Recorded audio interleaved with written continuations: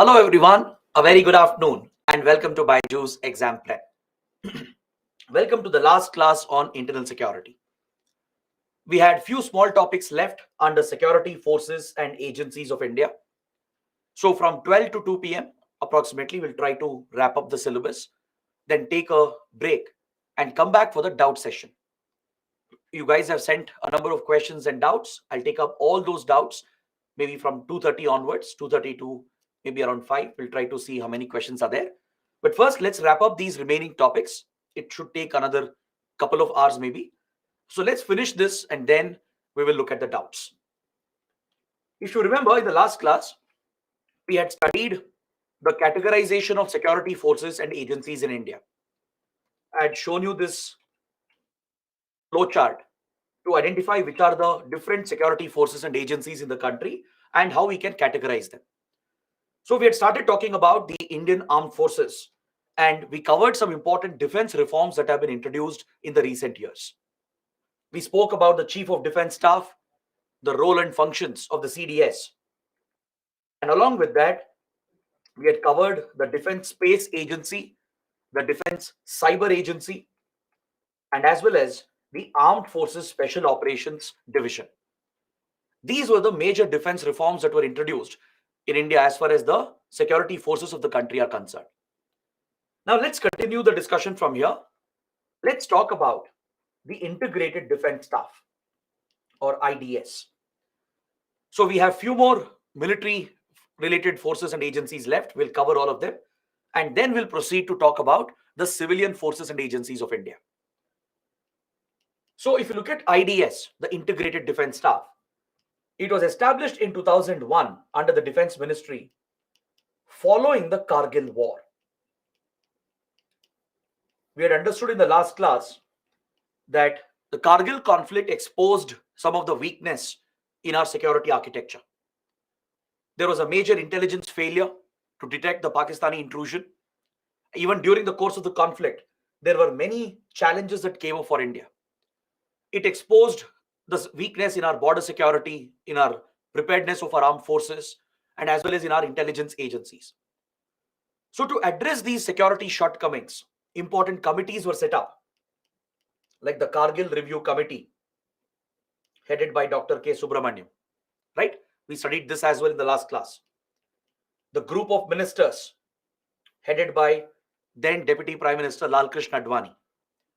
Then under Manmohan Singh government, Naresh Chandra Task Force had also been set up to suggest security reforms. After the Mumbai attacks, which exposed another gap, another weakness in our security architecture, Naresh Chandra Task Force had been set up to suggest reforms to our security institutions. So the Kargil Review Committee and group of ministers, they both identified after the Kargil conflict that there was a lack of coordination between our armed forces. The Army, Navy, Air Force, they would largely operate in their own silos. They would struggle when it came to coordination and leading joint operations because there was no compatibility, no joint planning, no strategies formed together. So Kargil Review Committee under Dr. Subramaniam and group of ministers, they both recommended the creation of a service headquarters where the three forces can come together with regard to operational matters to achieve jointness in operational planning and in combined operations. There was a need for a tri-service headquarters. The Army has its own headquarters, Navy, Air Force, they have their own separate headquarters in Delhi. Right? That is where the command control exists for the respective armed forces. So at these respective service headquarters, all the planning, the approvals, the decisions are taken and made. But for tri-service operations, for tri-service involvement, there was no dedicated institution. There was no platform where the three services could come together. So that is why the Kargil Review Committee and group of ministers, they both recommended the establishment of IDS, integrated defense staff, where the staff members, the defense staff basically, could come together to lead India's tri-service operations. It could be planning a tri-service operation or executing it. Then even with regard to any unique procurement that is needed for three services. So to address this gap where there was no coordination between our armed forces, right? And even there was a gap between the armed forces and the civilian bureaucracy as well. So at the staff level, at the official level, to build that synergy between different forces, the IDS was established. It functions under the Defense Ministry, and it also brings representation from other concerned stakeholders, including civilian officials, are also brought under CDS along with military officials. So with regard to tri-service military operations, this is the command headquarters, the IDS, the Integrated Defense Staff. The motto of IDS is victory through jointness. Just like you have a chief of staff committee for building jointness between the three service chiefs, right, which is headed by the CDS. Similarly, at the staff level, to build jointness, the IDS was established. Is that clear? So at the highest policy making body, at the highest decision making level, the three service chiefs, Army Chief, Navy Chief, Air Force Chief, they come together at the Chief of Staff Committee, which is now headed by the CDS. This is something we covered in the last class. So at the staff level, for operational jointness, the three services are integrated at the IDS along with the civilian bureaucracy. So key officials from Ministry of External Affairs, from DRDO, Defense Ministry, and even the Finance Ministry, even they are part of IDS. All right, so there will be some civilian officials as well, who could be IFS, IAS, IPS officers. So collectively, they form the IDS, the Integrated Defense Staff, to promote tri-service jointness in our military operations. So all the tri-service agencies that we studied, your Defense Space Agency, Defense Cyber Agency, the Armed Forces Special Operations Division, they all function under IDS. As it involves a tri-service component, they all come under the IDS. So now with the creation of the CDS role, the IDS will advise and assist the CDS with regard to building jointness and synergy between the armed forces. It will aid and advise the CDS as well, and it performs secretarial functions, that is regular official administrative functions, provides the required expertise to Defense Ministry with regard to planning, procurement that is needed for tri-service agencies. This happens at IDS along with tri-service operations and execution of the plans. So all the tri-service institutions which are there, the forces which are there, they come under the IDS. Is that clear? The motto is again to build jointness and synergy so that our forces can effectively operate together, and in the same conflict, in the same theater of conflict, they can work together, coordinate with each other, and plan these joint operations. Because in today's modern day warfare, you can't really separate your aerial warfare and naval warfare and your land-based warfare. It's a fused environment that we deal with. It's a hybrid military environment that we deal with. Along with regular armed forces of the enemy, there could be terrorists involved, non-state actors. There could be drones and other asymmetrical military assets which are used in the same theater of conflict. So Army can't operate entirely on its own in a silo. Navy, Air Force can't operate in their own silos. They all have to come together, have a common vision, a goal, and plan and accordingly work to create synergy and jointness between the forces.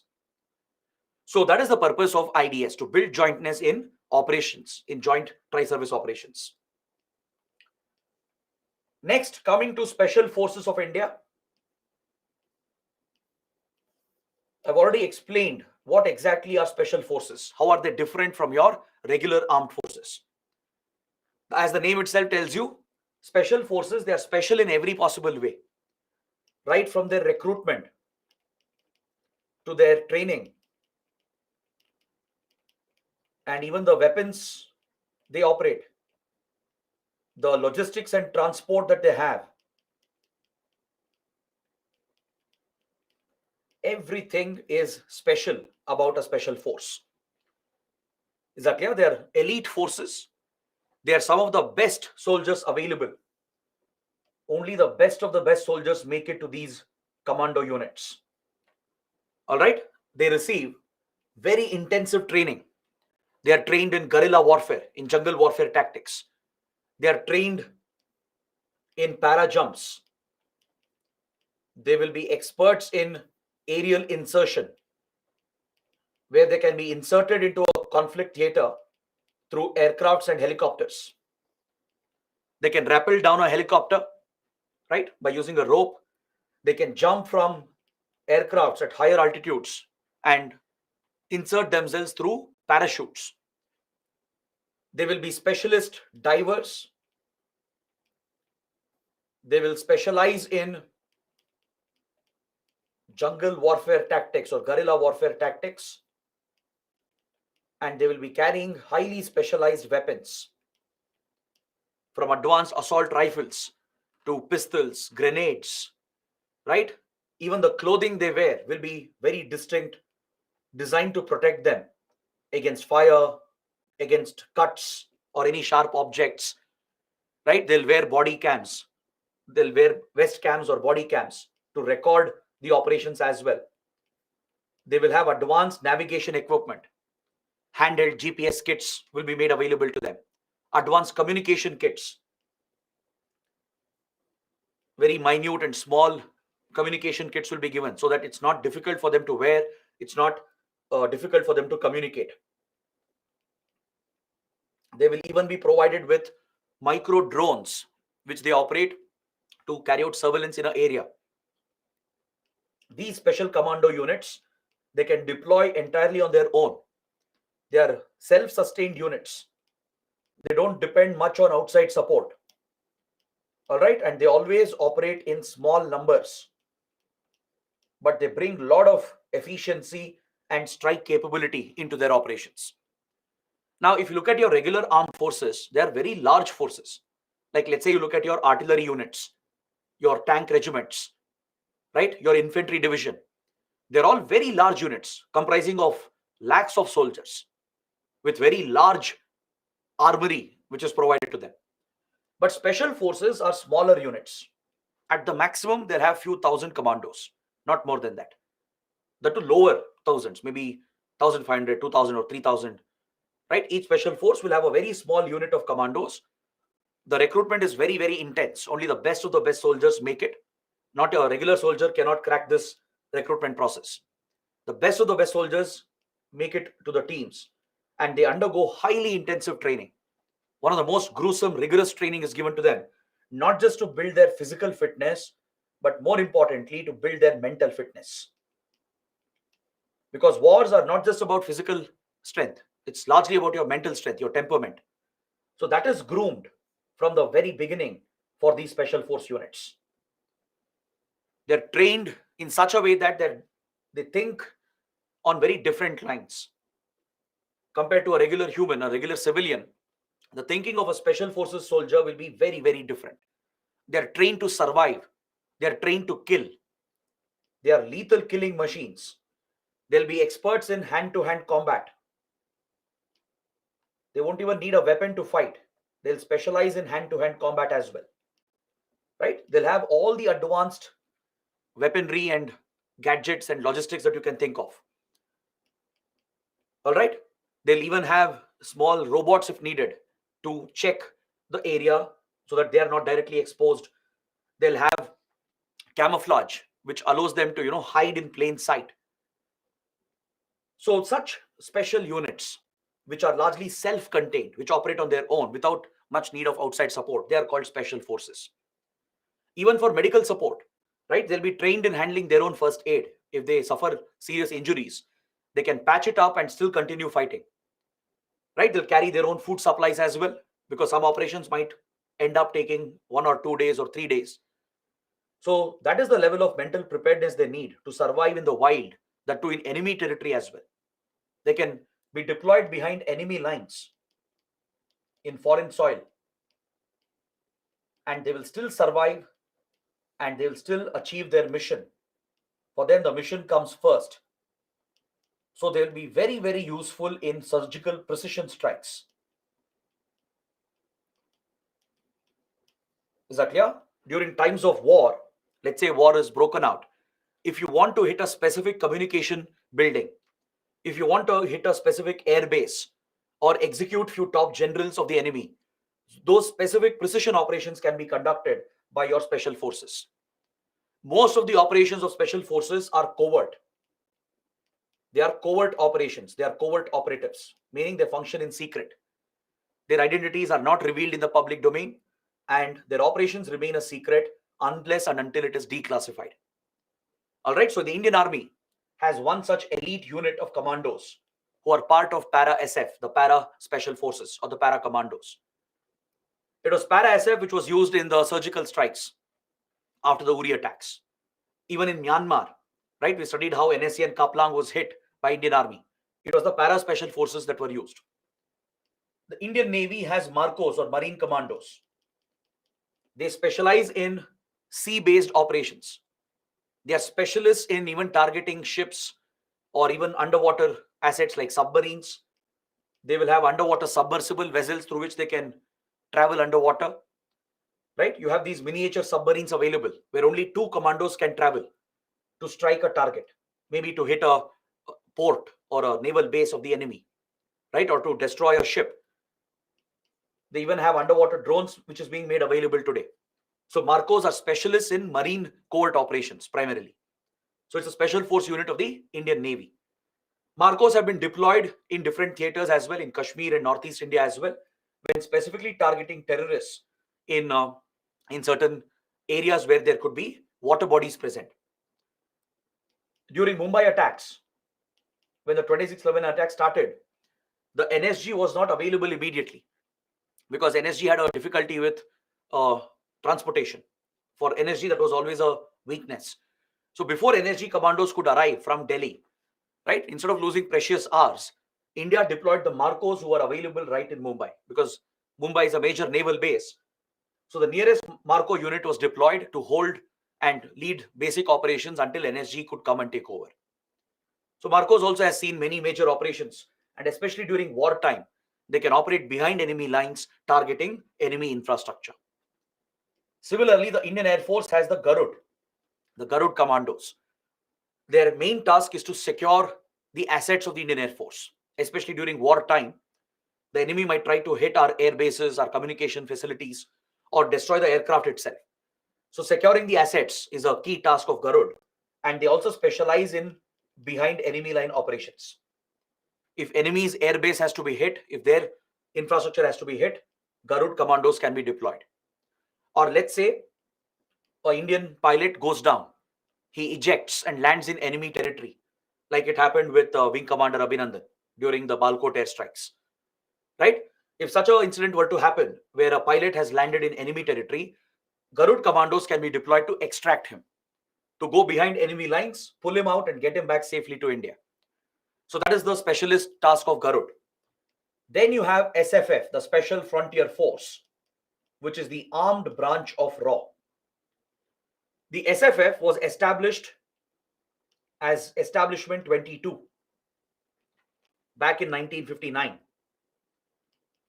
The Intelligence Bureau and the CIA of the United States, they set up Establishment 22 together to run covert operations against China, to monitor China's activities in Tibet, and to monitor China's nuclear program. A covert intelligence operation was needed. So India, US collaborated together. So IB and CIA collaborated to raise a specialist force called Establishment 22. Mainly, they recruited Tibetan refugees who were coming into India, gave them advanced training and equipment, and deployed them back into Tibet and China to collect intelligence. And subsequently, this special unit became a commando unit that could carry out such surgical strikes and precision operations as well And after RAW was formed in 1968, it was transferred from IB to RAW. Because as I've told you repeatedly, before 1968, India had only one intelligence agency, that is the Intelligence Bureau. So for 2 decades, IB was handling both domestic and foreign intelligence. But the wars of 1960s exposed the shortcomings of IB. The 62 war with China, 65 war with Pakistan clearly showed intelligence failures, because domestic and foreign intelligence operations are entirely different. It's a different set of specialization that you need. So Prime Minister Indira Gandhi in 1968 bifurcated the role and assigned IB only for domestic intelligence and set up a brand new agency for foreign intelligence operations. So RAW was created and SFF was transferred to RAW. So SFF commandos also have seen a lot of action, from Sikkim, the merger of Sikkim, the training of Mukti Bahini rebels in East Pakistan, the covert operations targeting Pakistan during the 71 war. Then, with regard to training LTTE, the support we gave to LTTE in Sri Lanka, right? And many other major situations, right? SFF commandos have been deployed in all such conflict scenarios. They specialize in providing covert support, carrying out targeted operations against high value targets. It could be terrorists. Let's say there are high value terrorists we are hunting, and if they need to be eliminated, SFF commandos can be deployed. So they mainly specialize with regard to the Chinese border, but they can be deployed in other theaters of conflict as well. All right. So these are the primary special forces that we have. They use very unconventional tactics and techniques. They are specially equipped with carefully selected personnel with highly advanced training given to them. So that is why they are elite special forces. Is that clear? Next, the Indian Coast Guard. The Indian Coast Guard is another armed force of India under the Defense Ministry. So what is the role of the Coast Guard? What is its role? What is its structure and mandate? That is something we should look at. The Coast Guard is primarily tasked with protecting the maritime security interests of India. In our territorial waters that extends to 12 nautical miles from our baseline, in our exclusive economic zone that could extend up to 200 nautical miles from the baseline. This is where the Indian Coast Guard plays a critical role in carrying out maritime security operations. Its primary role is to enforce any maritime law which is in place, enforce India's jurisdiction in the territorial waters, in the exclusive economic zone, including in the contiguous zone of international waters.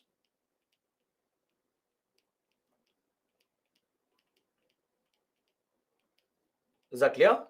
Even in the contiguous zone, which extends for another 12 nautical miles from your territorial waters. This is the contiguous zone of international waters. Here as well, we will have some limited jurisdiction with regard to security of the country, to tackle terrorism, then organized crime, smuggling, right? To enforce our custom laws, to even tackle environmental issues. We will have some jurisdiction in international waters as well, where the contiguous zone is designated for another 12 nautical miles from your territorial waters. So in these maritime boundaries of India, this is where the Coast Guard will operate. They'll operate from the major ports and naval bases and Coast Guard facilities that we have, and they secure the maritime and coastal security of India. All right, securing the coastline, securing these waters, enforcing all the laws is the primary role of the Coast Guard. It was established through an act, the Coast Guard Act of 1978 by the Parliament, and functions as an armed force under the Defense Ministry. It will work closely with the Indian Navy, of course, because we studied in the last chapter. We have a 3-tiered defense in our coastal maritime areas. The first layer of defense is from the Indian Navy. Second layer is from the Coast Guard. Third layer is from your coastal police. So Coast Guard will actively coordinate with the Navy and other concerned departments, ministries, including the state police forces. Coastal states have coastal police as well. So Coast Guard will closely work with them. It works with Department of Fisheries, Department of Revenue, Customs, and other key stakeholders who have a stake in the maritime coastal areas. So to tackle smuggling and trafficking, right? To enforce our custom laws, then to deal with the protection of our resources, maritime resources. If foreigners are coming and entering Indian waters and taking resources away, right? Tackling that is the responsibility of the Coast Guard. So if you look at the mission of the Coast Guard, it becomes very clear as to what is its exact role. It protects our oceans and offshore assets. It protects not just the exclusive economic zone of India, but also the offshore assets that we might have. It could be oil rigs, it could be fisheries, precious minerals, there could be offshore windmills or wind turbines which are stationed offshore, securing the islands, the remote uninhabited islands. That becomes their primary responsibility. They also assist anyone who is in distress in sea. If ships are caught in an accident, if ships are grounded or fishing boats are sinking, right? If mariners are in distress, the moment the distress signal is received, it's the Coast Guard which will deploy to search and rescue the mariners who are in distress. So fishermen could be caught in a storm, right? Or their boat could be damaged. They might run out of fuel. There are many challenges that come up in the seas and the oceans. There might be an accident involving two ships, right? A ship might be grounded and sinking as well. In such events, it's the Coast Guard which has the primary role to rescue these people and safely bring them back to shore. It'll enforce all your maritime laws,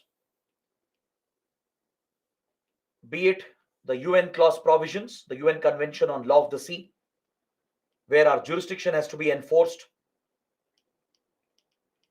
all the laws related to smuggling, poaching, taxation, narcotics control, right? This is where drug traffickers will try to smuggle drugs into the country, or even gold and other contraband, or maybe even arms and explosives. So dealing with any such illicit smuggling and trafficking is the job of the Coast Guard. It also plays an environmental role in safeguarding coastal marine environment. It will protect the marine environment, the coral ecosystems, right? The marine fisheries.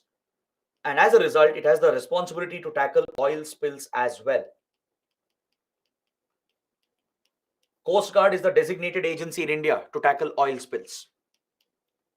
If there is a prelims question asking which is the nodal agency to deal with oil spills in India, it's the Coast Guard of India. Of course, when there is an oil spill, it will coordinate with the Environment Ministry, the Shippings and Fisheries Ministry, and the state departments as well. But the primary role, the primary responsibility is with the Coast Guard of India. It also assists in scientific data collection for research purposes, for oceanic research. And it also acts as the backup for the Navy during times of war. Is that clear? It acts as the second line of defense. It backs up the Indian Navy. It can get involved in combat operations if required. It can definitely provide logistical support to the Navy by arranging refueling, resupplies for the ships and submarines which are fighting the battles in the sea. Right? So this is the primary role of the Coast Guard. And it also plays a big role in disaster management. During cyclones or tsunamis, the Coast Guard plays a very, very important role in providing search and rescue operations. Is that clear? So this is the mandate of the Coast Guard. Next, there are few more defense agencies like the Defense Intelligence Agency, the DIA. This is a military organization, a military intelligence organization established in 2002 after the Kargil War. This was recommended by the group of ministers headed by L.K. Advani. It was an intelligence reform to address the lapses, the shortcomings, the failures in intelligence that led to the Kargil war. Because the Indian army had failed in a very big way in detecting the initial intrusion by Pakistan. Along with the failure of IB and RAW, there was a big failure on the part of the Indian army. Right? Because see, each armed force, they have their own intelligence agency. Indian army has MI, military intelligence.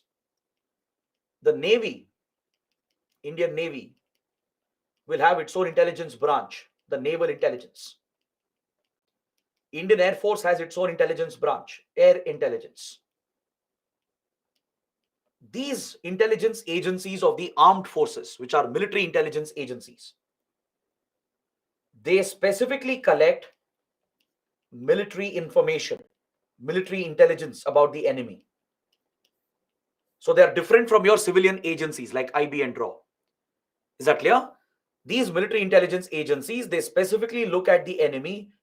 They'll understand what assets are owned by the enemy. Where are they deployed? What is their operational strategies?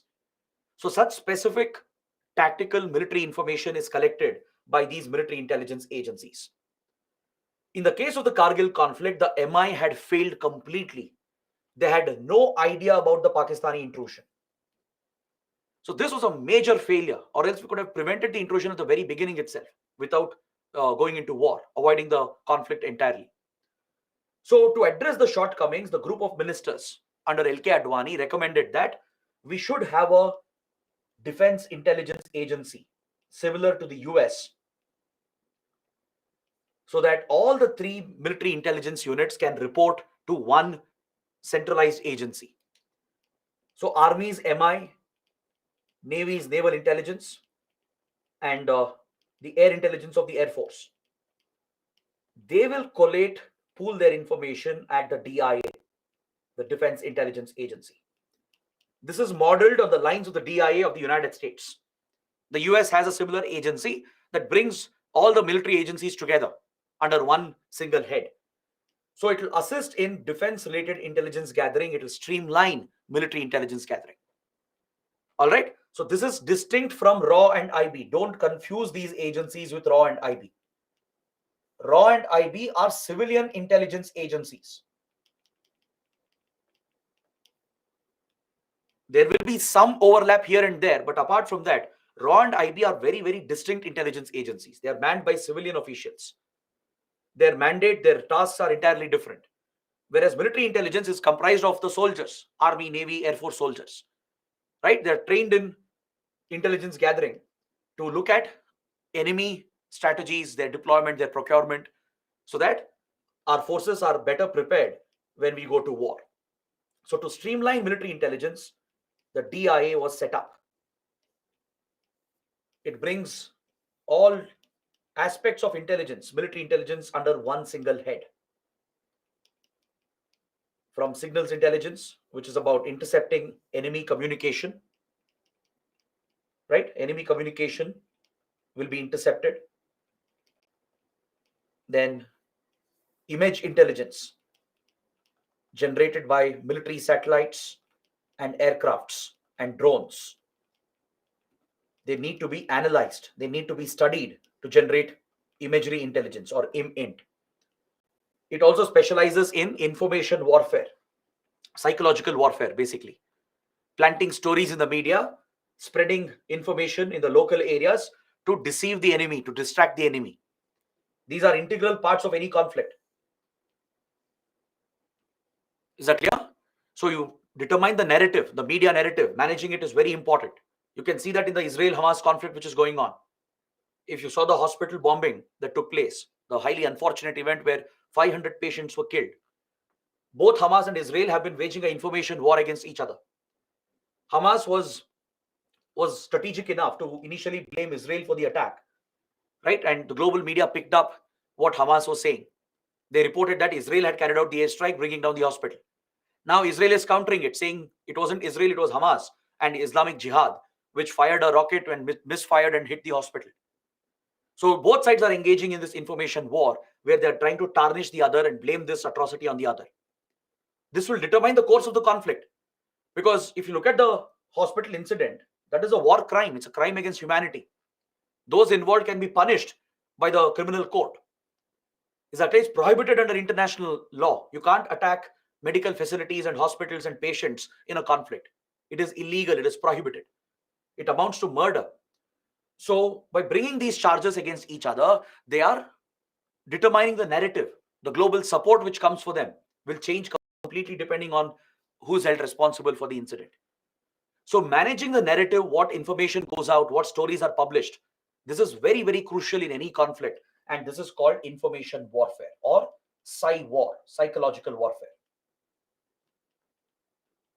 So the military intelligence agencies, they specialize in managing the information flow from the war field, from the battlefield. Not every journalist will have access to the war field. What information is coming out of there and what is getting published and reported is largely pushed and handled by the intelligence agencies. All right. So what you read is actually a doctored version. You don't get the entire truth. There will be some manipulation designed to protect India's interests.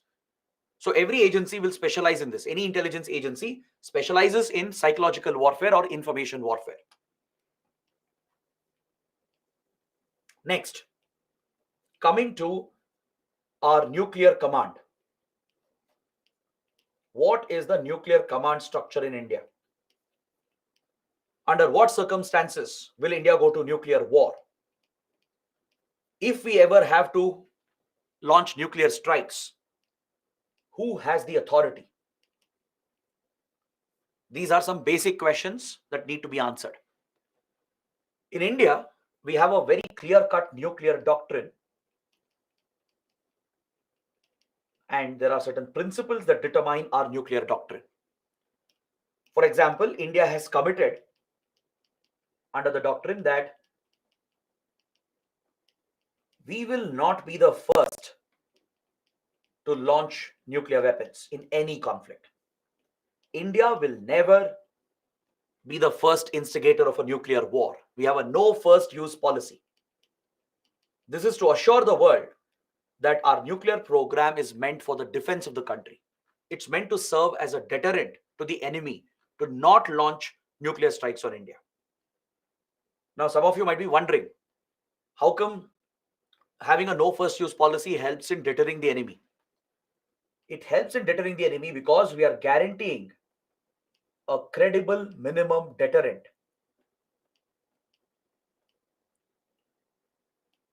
We will establish a credible minimum deterrent to prevent that first strike from ever happening. We will scale our abilities to such an extent to create that deterrence so that the enemy will never think of launching a nuclear strike on India. So to do that, we have to guarantee a retaliation, meaning your second strike capability has to be solid and well proven and well established. The world should know that you have survivable second strike capability. So we have said that we will have a credible deterrent, meaning we'll prove to the world that there will be a second strike retaliation through which we will inflict unacceptable damage. India's retaliation will be ruthless if ever attacked by nuclear weapons. We will inflict maximum unacceptable damage to the enemy. Now, these words will mean nothing if you don't establish the capability, right? So that's why it has to be credible. You can say anything on paper. Can you establish this on the ground? Prove this to the world that we do have effective deterrence. So this is done by achieving the nuclear triad status. All right.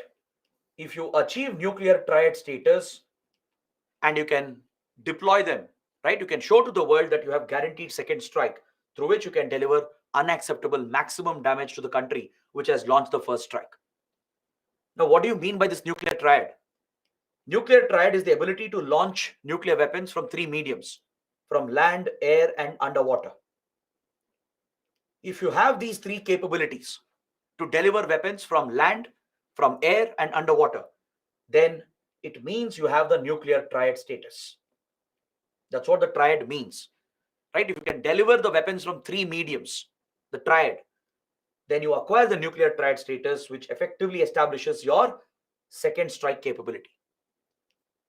So India has a series of ballistic missiles which can deliver nuclear weapons through land. They're land-based delivery systems. Your Prithvi, Agni series of missiles, they're all nuclear capable. Right? The Prithvi and Agni series, they're all nuclear capable ballistic missiles stationed on land. We have aerial platforms. That is our fighter jets, which are custom designed to launch nuclear weapons from the air. Sukhoi 30 MKI, the Rafale, the Mirage and Jaguar, all these fighter jets can carry nuclear weapons. Right? Some of them have been custom designed to ensure they can carry and deliver nuclear weapons. Then comes your underwater ability. You need to have a fleet of nuclear powered submarines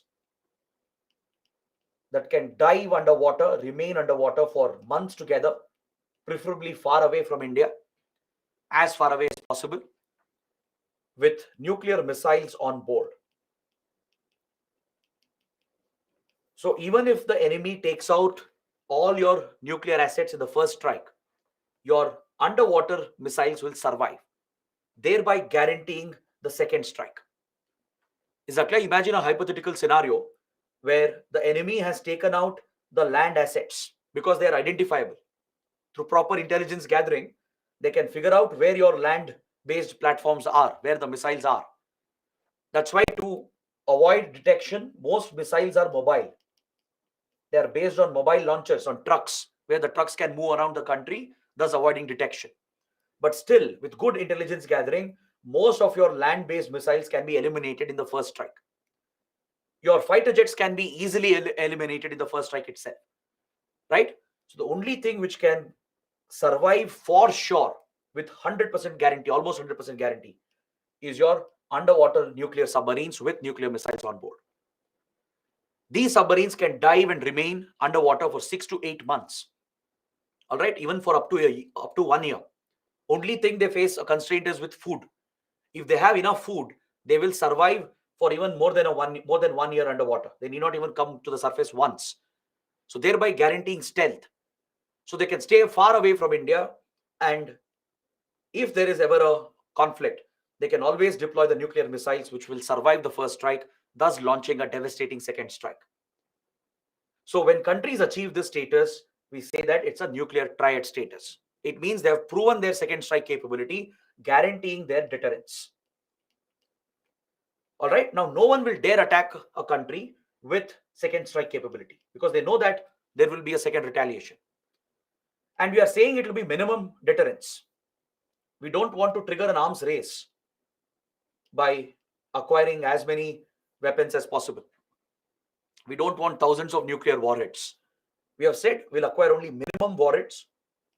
That's why we have built around 160 to 180 warheads, which is enough to secure India, which is enough to deter our immediate threats, China and Pakistan. All right, so we have kept our nuclear arsenal at a minimum. We're not going for maximum like other countries. If you look at US or Russia, they have thousands and thousands of nuclear warheads. During the Cold War, US and Soviet Union together had more than 1 lakh warheads at one point, very close to several thousand warheads. So we are going for a minimum deterrence. We don't want to accumulate nuclear arsenal. We are saying that we'll have a minimum arsenal which is needed to deter the enemy so that we can guarantee a second strike. So these are the basic tenets of our nuclear doctrine. We've also said we will never use nuclear weapons on non-nuclear states. No matter what the circumstances, we will never use nuclear weapons against a non-nuclear weapon country. And if biological chemical weapons are used, causing significant damage to India, in this case, India reserves the right to retaliate with nuclear weapons. Is that clear? Even if chemical biological weapons are deployed on a large scale by the enemy, causing significant damage to India, then India reserves the option to use nuclear weapons to retaliate against that country. So these are the basic tenets of our nuclear doctrine. So to implement this and enforce this, we have a command authority, the Nuclear Command Authority, the NCA. And please note down that the entire command, control, and operational control of our nuclear weapons lies with the civilian elected government. The decision making does not lie with the military. The military should never have this power. This power should rest with a civilian elected government, a democratic elected government. That is why the NCA has two bodies. And there is an executive council. Is that clear? This is also provided in our doctrine, in our nuclear doctrine. The political council is headed by the Prime Minister and includes all his colleagues from the Cabinet Committee on Security. That is your Defense Minister, Home Minister, Finance Minister, External Affairs Minister. These five leaders constitute your CCS, Cabinet Committee on Security, one of the most powerful cabinet committees. All right. So this is the political council headed by the PM, and the PM is of course the head of the NCA as well. Now the executive council is headed by the National Security Advisor,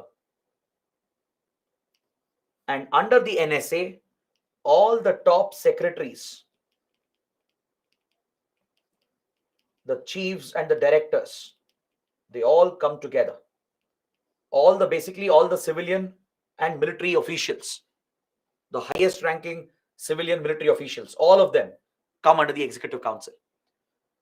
So it's headed by the NSA, the National Security Advisor.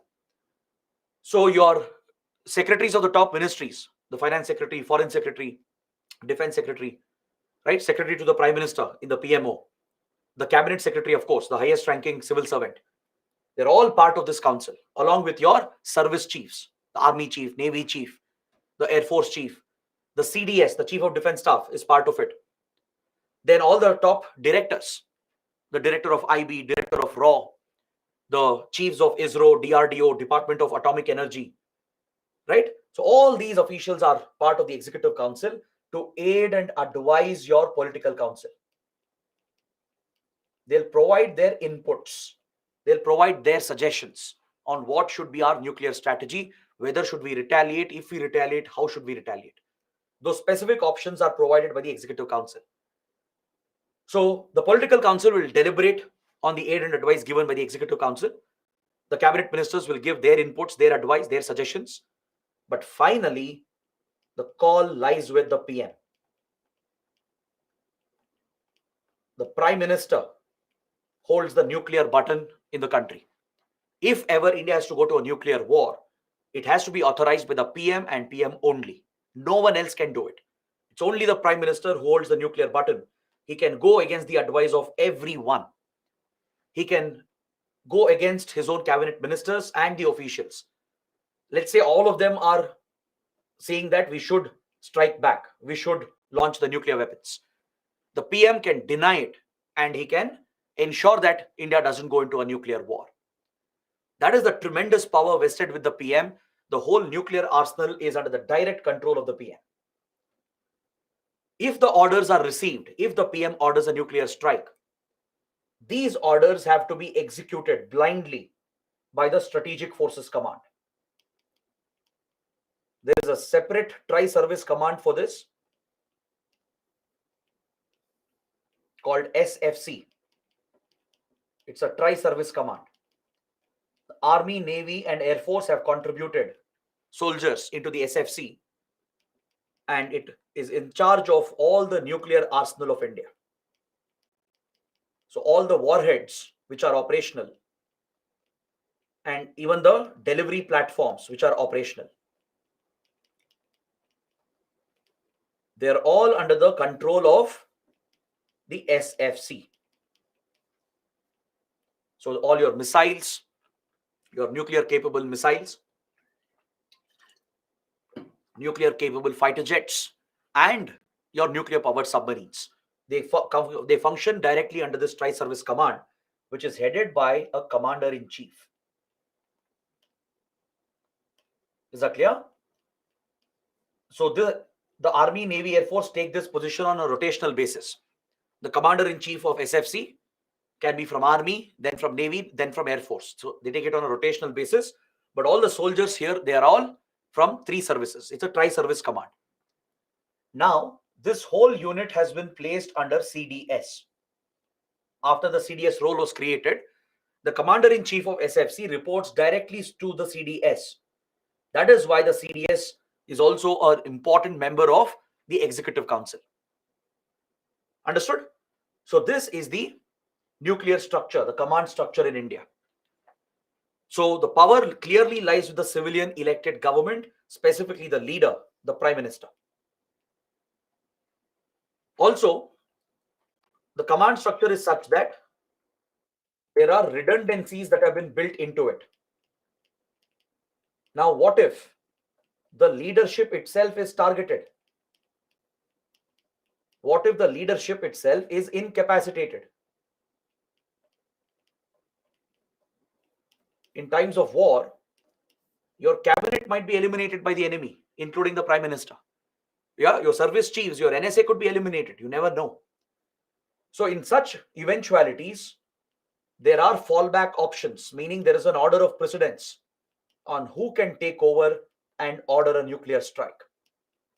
This remains highly classified. The government would never release this in the public domain. The order of precedence on how the decisions will pass, the command structure will pass, is highly classified, and there are these backups created as well to account for any emergency events as well. Got it? So this is the nuclear structure and the command authority and the Strategic Forces Command of India. So this completes all your military forces and agencies, which are important for the exam. Now, we will move to another part of the discussion and look at the intelligence agencies, the civilian intelligence agencies. We'll go through them one by one, and then focus on law enforcement agencies and CAPFs. That is the last part of the discussion. Coming to your intelligence agencies, we have IB, the Intelligence Bureau, responsible for domestic intelligence in India. The IB was inherited from British India. It's a very old colonial organization, actually, established in 1887. So when India, Pakistan were partitioned, the IB was also partitioned. IB was also divided, just like the armed forces were divided. So there's an IB in Pakistan as well. There's an IB in India as well. So from 1947 till 1968, the IB was the only civilian intelligence agency handling both domestic and foreign intelligence. Both the tasks were handled by Intelligence Bureau itself. Is that clear? But as the shortcomings came up during the 62 war and the 65 war, the Prime Minister, Indira Gandhi, decided to bifurcate the role. It was one of the most important decisions in terms of India's security architecture. The role of IB was broken. It was in a way divided. IB was exclusively assigned the role of domestic intelligence only. It would specialize in domestic intelligence. A brand new agency was set up, the Research and Analysis Wing, or RAW, for all the foreign intelligence operations. All right, this is the restructuring that happened in our intelligence agencies. Now, what does the IB do exactly? See, it is under the Ministry of Home Affairs, under the MHA, technically speaking. So IB does report to the Home Secretary and the Home Ministry. It reports to Home Secretary and the Union Home Minister as well. But however, the IB has tremendous powers. It has direct access to the Prime Minister and the National Security Advisor as well. So in a way, it is not fully obliged to the Home Ministry, the Home Minister, and the Home Secretary alone. So in that regard, it becomes slightly more independent, right? It does work under Home Ministry, right? All the funding, the cadre, everything is under Home Ministry itself. But in operational terms, it can go a little independent, reporting directly to the PM and the NSA. All right, the IB chief will have direct access to the PM if required. The primary responsibility of IB is to collect all sorts of domestic intelligence within the country, within the borders of India. It specializes in collecting political intelligence. There could be political threats to the government, monitoring political parties and groups, any social divisions which are emerging, communal polarization, ethnic divisions, any planned riots or unrest or mob violence. All these internal activities are tracked by IB. Is that clear? At the state level, there are state IBs or state intelligence bureaus, which belong to the respective state police. This is a separate apparatus. State police will have their own state IB. Don't confuse that with the central IB. The central IB will have its own subordinate offices across the country. There will be subsidiaries across India which falls under Central Intelligence Bureau. State IBs are different under your state police, under the state government. All right. So it collects all information on any possible threat, even economic threats, political, economic, social, religious, any threat to the internal security of the nation is handled by the IB. It specializes in counterintelligence. Does anyone know what is counterintelligence? It's a specialized role in the world of intelligence gathering. Does anyone know what is counterintelligence? What exactly is done? Supplying fake intelligence. No?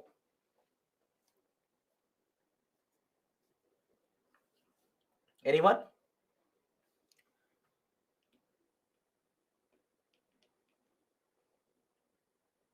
Gagan has got the right answer. Very good. Catching the spies. Catching the spies of the other countries. In simple words, catching the spies, or as you call it, moles or agents, whatever you call them, of foreign governments who are operating in India. That is the specialized role of counterintelligence. Now, foreign agencies, they'll try to infiltrate our government. Not just enemy countries and hostile countries, even friendly countries will do it. That's the reality. India will also do it, other countries will also do it. Now, USA, the CIA might try to infiltrate the Defense Ministry or Prime Minister's office. They want to have an asset inside our government. They might cultivate a mole who will work for the CIA, leak information to the CIA. Or it could be hostile intelligence agencies like the ISI or the Chinese intelligence. They'll try to plant moles maybe in ISRO or in DRDO, in the armed forces, right? They'll trap Indian officials who are working for the government. They'll ensure they'll work for them, pass on information to them. So catching the spies, the agents, the moles of foreign governments is the primary role of counterintelligence. So there is a special division of IB that takes responsibility of this. They even monitor the activity of foreign embassies, the consulates, the officials who are deployed, the foreign diplomats. Many times intelligence officers, they come under the cover of diplomats. So IB keeps a close check. They'll monitor their homes, their cars, their movement, their activities in general in the country to determine who could be foreign spies and whom could they be contacting within the government. They might be cultivating journalists or opposition leaders. You never know. So catching hold of any foreign intelligence operations within the country is counterintelligence. Israel's Mossad could be running an operation against India, right? That's how the world of intelligence works. Or Canadian intelligence, Russian intelligence might be, posing a threat to India within the country. So catching hold of their operations is counterintelligence. Then it specializes in counterterrorism, as we have studied. It has a dedicated desk for counterterrorism. It also has a multi-agency center to coordinate with other agencies to pool counter-terror related intelligence and coordinate with RAW and other agencies. There is a multi-agency center, MAC, which is a platform for counter-terrorism. So as part of counter-terrorism, it collects intelligence, it will try to infiltrate terror groups, it will try to collect information on them, it will run covert operations as well to dismantle the terror networks, to disrupt their finances, maybe if required to eliminate the terrorists. So such classified secret operations can also be carried out by IB. It will also collect border level intelligence by working with border guarding forces. Remember, we studied the border guarding forces, BSF, Assam Rifles, SSB, etc. So IB will work with them closely. The border guarding forces will also have their own border level intelligence gathering forces. At the border, within few kilometers around the border, they'll be collecting local intelligence. So IB will coordinate with them to generate border level intelligence, which is crucial to tackle infiltration and any other security threats. It performs other routine tasks like background checks of all the top officials, judges, ministers before their appointments. Even if you clear this exam, right, as probationers, a thorough IB background check will be run on all of you,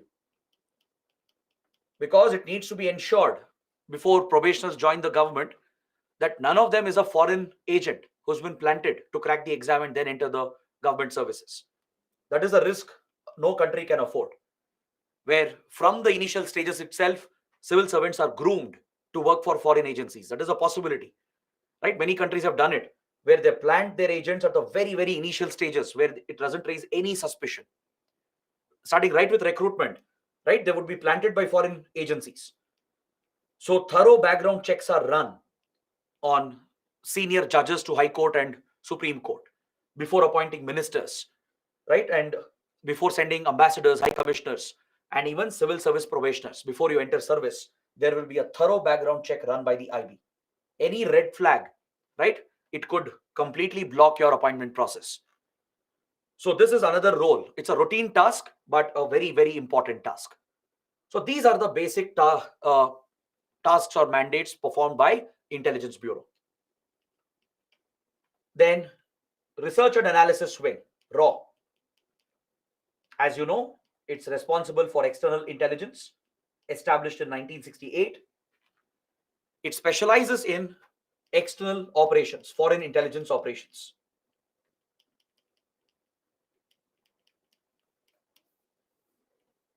It comes under the Cabinet Secretariat. All right? It comes under the Cabinet Secretariat, reporting directly to the PM and the National Security Advisor.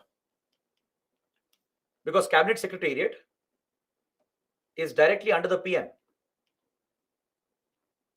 All right? It's headed by the Cabinet Secretary, but reports directly to the PM. So RAW is directly placed under the PM. RAW will have direct access to the PM as well. The director of RAW, if required, can have direct access to the PM and will report to the NSA on a daily basis, on a regular basis. So this is the structure, the command structure.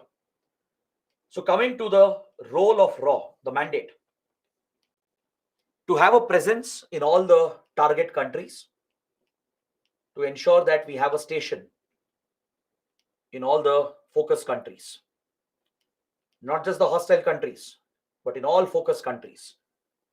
So it will be friendly countries as well. Could be European countries, could be Australia, US, Pakistan, Nepal, Qatar, or Russia or China. All these are focus countries. There will be at least 80 to 90 focus countries to ensure that there is a station. Usually it will work with MEA, Ministry of External Affairs, to make use of the embassy or the high commissions and consulates, where RAW officials can be deployed undercover, under diplomatic cover, where they enjoy diplomatic immunity, They could be sent as Indian diplomats. It's a fake identity. They will actually have a fake name, fake ID cards, a fake job as well, right? They'll pose as IFS officers. They'll be having a regular desk job, a day-to-day job, parallelly running the covert operations, because that is their real job.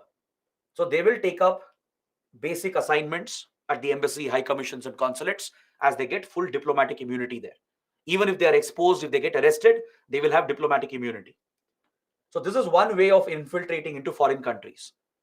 The other one is a riskier route, where you go completely undercover in a non-official capacity. In this case, there is no diplomatic immunity of any sort. If you get caught, there is no way out. Is that clear? When you're in official capacity, when you're having diplomatic cover, even if spies are caught, the other countries are bound by the Vienna Convention. They have to treat them with respect. There should even be an exchange, where usually this is a practice. During Cold War, between CIA and KGB, they would get hold of many agents in their countries. And at some time, they would exchange them.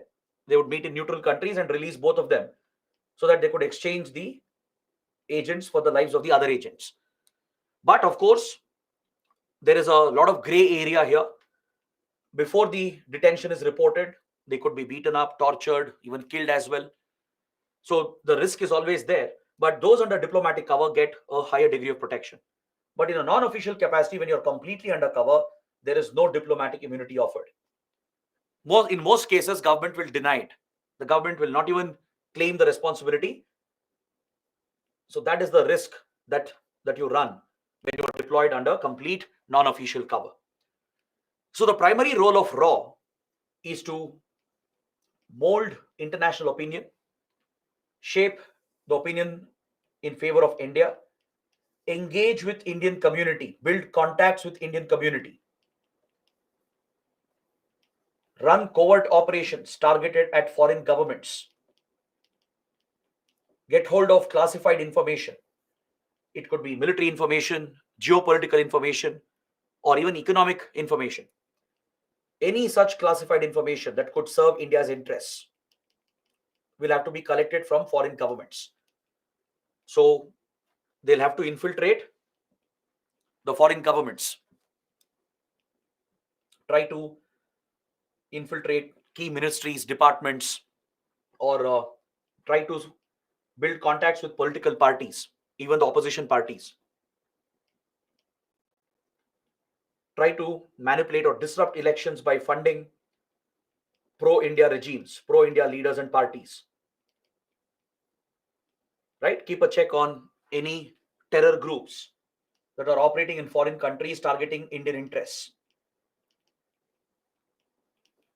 like Khalistan outfits, for example. Right? Monitor any such threats while collecting information from foreign governments. So you may have to infiltrate their intelligence agencies, their armed forces as well, to get hold of any important information. It could be political, it could be economic, geopolitical, or military. Any such intelligence not available in the public domain will have to be collected through covert methods. This is the primary task of RAW. It also deals with counterterrorism, runs its own covert operations on foreign soil. Now, before 1998, it was also responsible for securing India's nuclear program. As the nuclear program was being threatened by the US and few others, there was a direct threat to the nuclear scientists, to the entire secrecy and security of the program itself. Our nuclear facilities and nuclear plants, right? The entire nuclear program was under risk from 1960s to early 2000. So throughout this period, RAW was given the task to secure India's nuclear program as well. So it will monitor any such events that are of importance for India's security and foreign policy interests, be it weapon supply to Pakistan, the China-Pakistan nexus, right? How Pakistan is funding terror groups, infiltrating these foreign terror groups, and running covert operations against them to disrupt their operations. All these are the tasks of RAW. Next, NTRO, a related organization. We have studied this actually. So please note down the basic facts. It was established in 2004 after the Kargil War based on recommendations of group of ministers. Because the Kargil War exposed India's weakness in electronic surveillance. In collecting technical intelligence, India was very weak. We were behind the rest of the world when it came to tech-int or technical intelligence. So to scale up our electronic surveillance capabilities, that is to intercept mobile phones, intercept the internet, intercept even all the telecom lines, including landline, satellite communication, any form of electronic communication can provide valuable technical intelligence. So for that purpose, a dedicated organization was set up called NTRO, the National Technical Research Organization. It was established under RAW itself initially. It was functioning like the technical branch of RAW. But now it has been moved out of RAW. It is an independent technical intelligence agency of its own, functioning directly under the National Security Advisor. Reports directly to the NSA and collects all forms of technical intelligence, be it from terrestrial sources, submarine sources, or even satellite monitoring. Intercepting satellite phone calls, satellite communication, plugging the submarine OFC cables that go from India to other countries. This is where your internet lies. Large part of our internet is underwater. It's under the seas and the oceans. All right. So there are these submarine landing points where the cables land in Mumbai and Chennai. We have two major submarine landing points. This is where all the internet cables land in India. All right. These are your OFC cables. These are underwater OFC cables that are laid by the mobile internet companies. So this is what connects India with the rest of the world. All your global communication happens from here. This is the basic landing point in India. So these landing points will be tapped entirely. They'll scoop up the whole communication and run it through these supercomputers, which can filter out and pick up relevant information. So NTRO specializes in such technical intelligence. Next, Aviation Research Center, ARC. It is the aviation branch of RAW. It's under Research and Analysis Wing within the Cabinet Secretariat. It provides aerial support to Research and Analysis Wing and its operations. Maybe for transporting RAW officials and wanted individuals, maybe for aerial surveillance, etc. So it operates a fleet of aircraft and helicopters.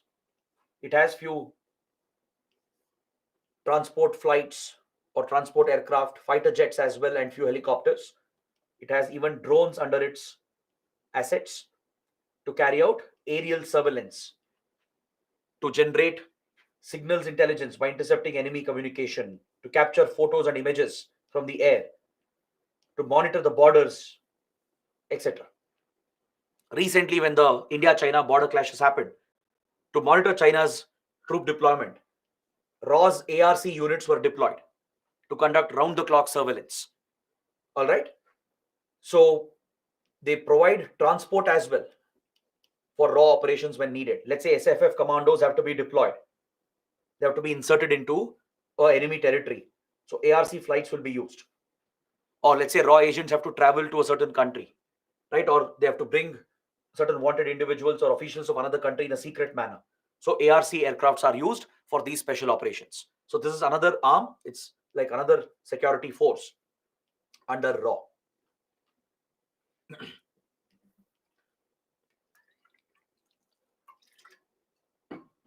So this completes the intelligence agencies of India, right? We have covered the military forces and agencies as well. Now we move on to a different set of organizations which are primarily law enforcement. They enforce the law. but some of them could be involved in a mix of intelligence and law enforcement. So DRI is one of them, the Directorate of Revenue Intelligence. The Directorate of Revenue Intelligence. The DRI is under the Finance Ministry, under the Central Board of Indirect Taxes and Customs. Is that clear? It mainly deals with smuggling. It's the nodal agency in India to deal with all forms of smuggling, be it drugs, gold, any such contraband, any such illegal smuggled good commodity which causes loss of revenue to the country. That is handled by the DRI. It could be wildlife products, hazardous products which are being brought into the country through illegal routes, right? It could be electronic devices and gadgets where smugglers are trying to evade the high taxes India might have levied on them, right? They pose a threat to our revenue and a security threat because, as you know, organized crime is closely linked with terrorism.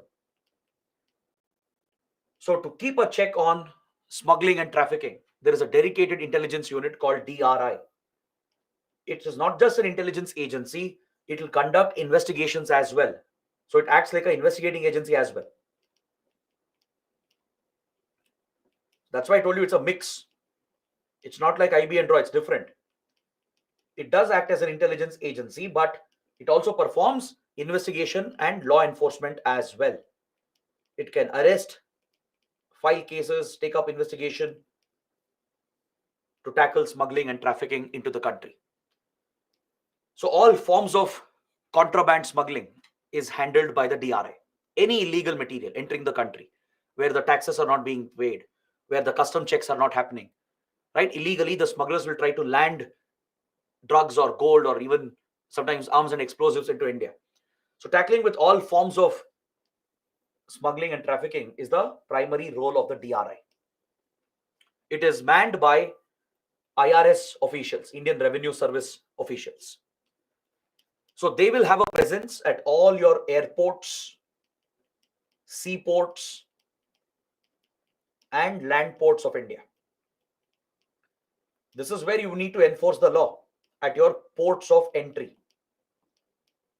These are the ports of entry for any country. At all your international airports where international traffic is received, seaports and land ports. This is where you would come across international passengers coming in, right? So this is where your customs check, your revenue check has to happen. So to enforce the revenue and custom laws and to tackle smuggling and trafficking, so IRS officers are deployed here. The DRI officers are deployed to keep a check on all forms of smuggling and trafficking. So these DRI officers can be deployed in foreign countries as well, if required. Since this is a transnational crime, like terrorism, this is a transnational crime. Smugglers might be from different countries. Goods will, of course, be smuggled from a foreign country to India, right? It means you need to have a foreign presence as well to investigate and crack these cases and to generate intelligence on these operations. So in Indian missions abroad, DRI officers can be deployed. All right. DRI officers who are IRS officers from the Finance Ministry can be deployed to work with foreign countries, to work with MEA, RAW, and as well as foreign governments and other stakeholders. So DRI will have a foreign presence as well. If required in certain focus countries, we can deploy DRI officers in our missions abroad. So this is the primary role of the DRI. It works closely with CBI as well. If, let's say, cases have to be brought up at Interpol, if Interpol notices have to be issued, if you have to liaise with Interpol, CBI is the nodal agency for that. CBI is the designated nodal agency. So DRI will work with CBI in that regard. If terror angles are involved, it will work with NIA. If money laundering angle is involved, it will work with Enforcement Directorate. All right, so that is the primary role of this agency. It's both a intelligence cum investigating agency. Next, the National Investigation Agency, the NIA. Now, this I'm not going to cover again because we have already studied NIA in detail under the terrorism chapter. I've explained why it was set up, the whole background, what are its main powers, what is its mandate, and what kind of jurisdiction does it enjoy, what were the recent amendments that were done to the NIA Act. All of this has been discussed under the terrorism chapter. So I expect you guys to go through this later. The basic facts are given here. So we can skip this entirely. We don't have to go through this again. Next, very important topic, the CBI, the Central Bureau of Investigation. This is a very important topic because there is a lot of controversy surrounding the CBI. So CBI is primarily a law enforcement investigating agency functioning under the Ministry of Personnel, Public Grievances and Pensions. Now, its location itself is a little problematic. It's located under the personnel ministry. Ideally, investigating agencies, central investigating agencies and law enforcement agencies, they should come under Home Ministry. They should have been under the Home Minister. But it has been placed under the Ministry of Personnel, which handles service matters. The IAS cadre is managed by Ministry of Personnel. UPSC exams is under the Ministry of Personnel. It's like the HR arm of the government, which also deals with grievances and pensions. Under such a ministry, our elite investigating agency has been placed. This was done to ensure that the Prime Minister and the ruling party will always have control over the CBI. This is where the problem arises. It's one of the core problems. The CBI, if you look at its history, it's actually a colonial agency. It was established as the Special Police Establishment during Second World War by the British government in India. Is that clear? It was established as a Special Police Establishment during the Second World War. Because during the World War, a lot of corruption was being reported in the War Department, in the War and Supply Department. Large-scale corruption was being reported, where government officials were eating away the funds and resources meant for war efforts.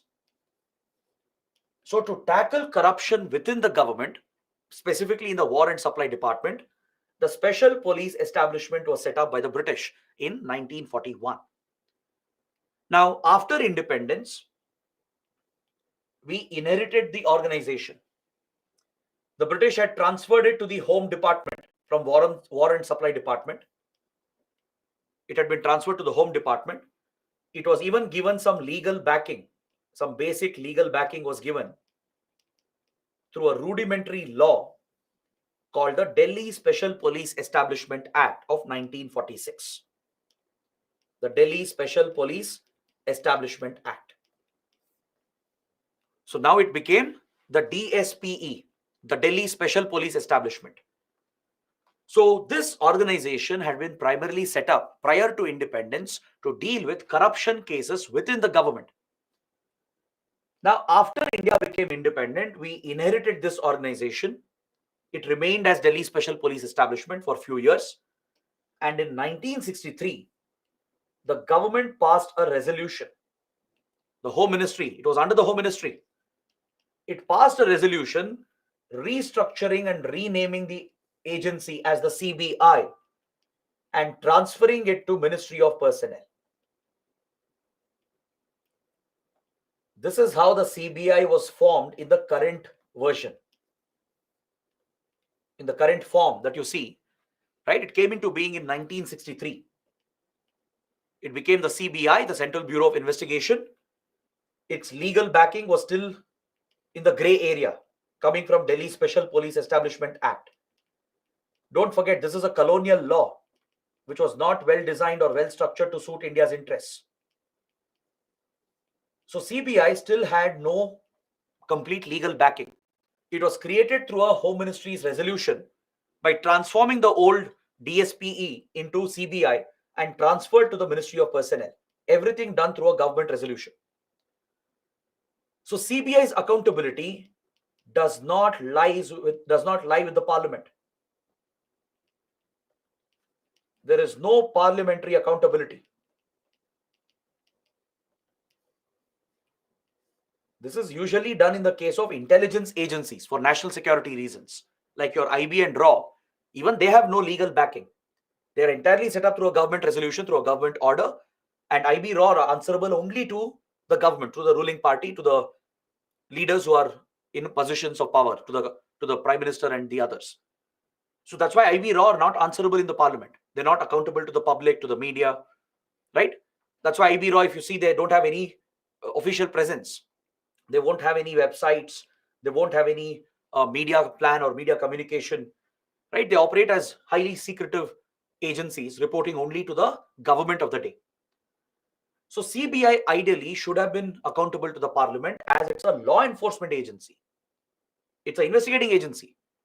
But due to the legal gray area here, its law or its legal backing goes back to the DSP Act of the British era, set up later through a government resolution, and hence it's accountable only to the government, thereby coming under the influence of the ruling party. So from the very beginning, the CBI has been heavily politicized. The appointments, the director of CBI who's appointed, is largely seen as a political appointment pushed by the ruling party, not just by the PM. That's the prime reason why it was brought under the Ministry of Personnel, so that other processes can be bypassed and the ruling party can influence the appointment process and ensure that the director is someone who will favor the party, who will be biased towards the ruling party. This accusation has existed from many, many years. All right, it has always been accused that CBI is misused by the center to target the political opposition.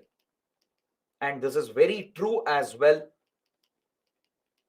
because many governments have done it. Is that clear? From 1970s till now, every central government, irrespective of which party is in power, who's the prime minister, CBI has definitely been misused to target political opposition. This is blatantly unconstitutional, and yet the practice survives because they're operating in a legal gray area. The Supreme Court of India has called the CBI a caged parrot in one of the cases where CBI was being criticized by the Supreme Court for its inefficiency, for its politicization, lack of fairness. In that case, the Supreme Court called the CBI a caged parrot, a parrot which is in a cage. It sings according to the tunes of the master, right? Similarly, CBI is like in a cage, singing to the tunes of the ruling party, listening just to the ruling party members, the prime minister, and targeting political opposition instead of focusing on genuine cases. This has remained a major concern about the CBI. Now, the other problem is that CBI was meant for corruption. It is like an anti-corruption investigating agency. That is why it was set up, and that is the only specialization it had. But later, it has been given all sorts of cases, from economic crimes, because in 1990s, when our economy boomed and reformed, there were many economic scandals that broke out. The Harshad Mehta scam, the Abdul Karim Telgi scam, a lot of financial scandals broke out. These economic crimes were handed over to CBI, even though it didn't have any specialization in economic crimes. Similarly, there were high-profile kidnappings, murders, which the state police are not able to handle. If there is a question of transparency and fairness in state police cases, such high-profile cases would also be transferred to CBI. Now imagine there is a political killing in a state. The chief minister would say that we are giving the case to CBI because we can't expect the state police to investigate in a fair manner. So such cases, kidnappings, murders, extortion, even these cases would be given off to CBI. And the worst part was, even drug trafficking and terror cases were given to CBI. Now, how can one agency deal with all these different cases? without the required skills, resources, and specialization. Even though it is said to be an elite organization, there's nothing elite about the CBI. It handled the Rajiv Gandhi assassination case. In the 90s, it took a few terror cases as well. You need exquisite skills and resources to handle these specialized cases. So CBI, that's how it became an ineffective organization. Ineffective in genuine cases, effective only in targeting political opposition. Right? Conducting raids, raising corruption cases, arresting the political leaders, so that ruling party at the center can dominate over opposition and regional parties. So this is the reason why CBI has faced heavy criticism. This criticism exists even today. Is that clear? The CBI is also the liaison for Interpol. It coordinates with Interpol. It is the nodal agency from India to work with Interpol to issue notices. Interpol issues a lot of colored notices, right? For example, if you want a certain terrorist or a criminal who's wanted in India but hiding in a foreign country, red corner notice can be issued. All right. If you want information on a certain individual, a criminal wanted in India, a similar colored notice can be issued. So there's a color coded system under Interpol to raise these notices for cooperation from other police and investigating agencies. India's CBI will raise the request. Let's say state police, they want some information on a criminal with regard to a case. So state police will approach CBI and CBI will take the request to Interpol. Or let's say ED or NIA or DRI, they want a criminal to be arrested in a foreign country. They'll give all the information to CBI, then CBI will liaise with Interpol asking for immediate action to be taken against those individuals. So accordingly, the color-coded notices are issued and all the countries are bound to cooperate. So CBI is the liaison agency from India. So the biggest concern here is the politicization of the agency.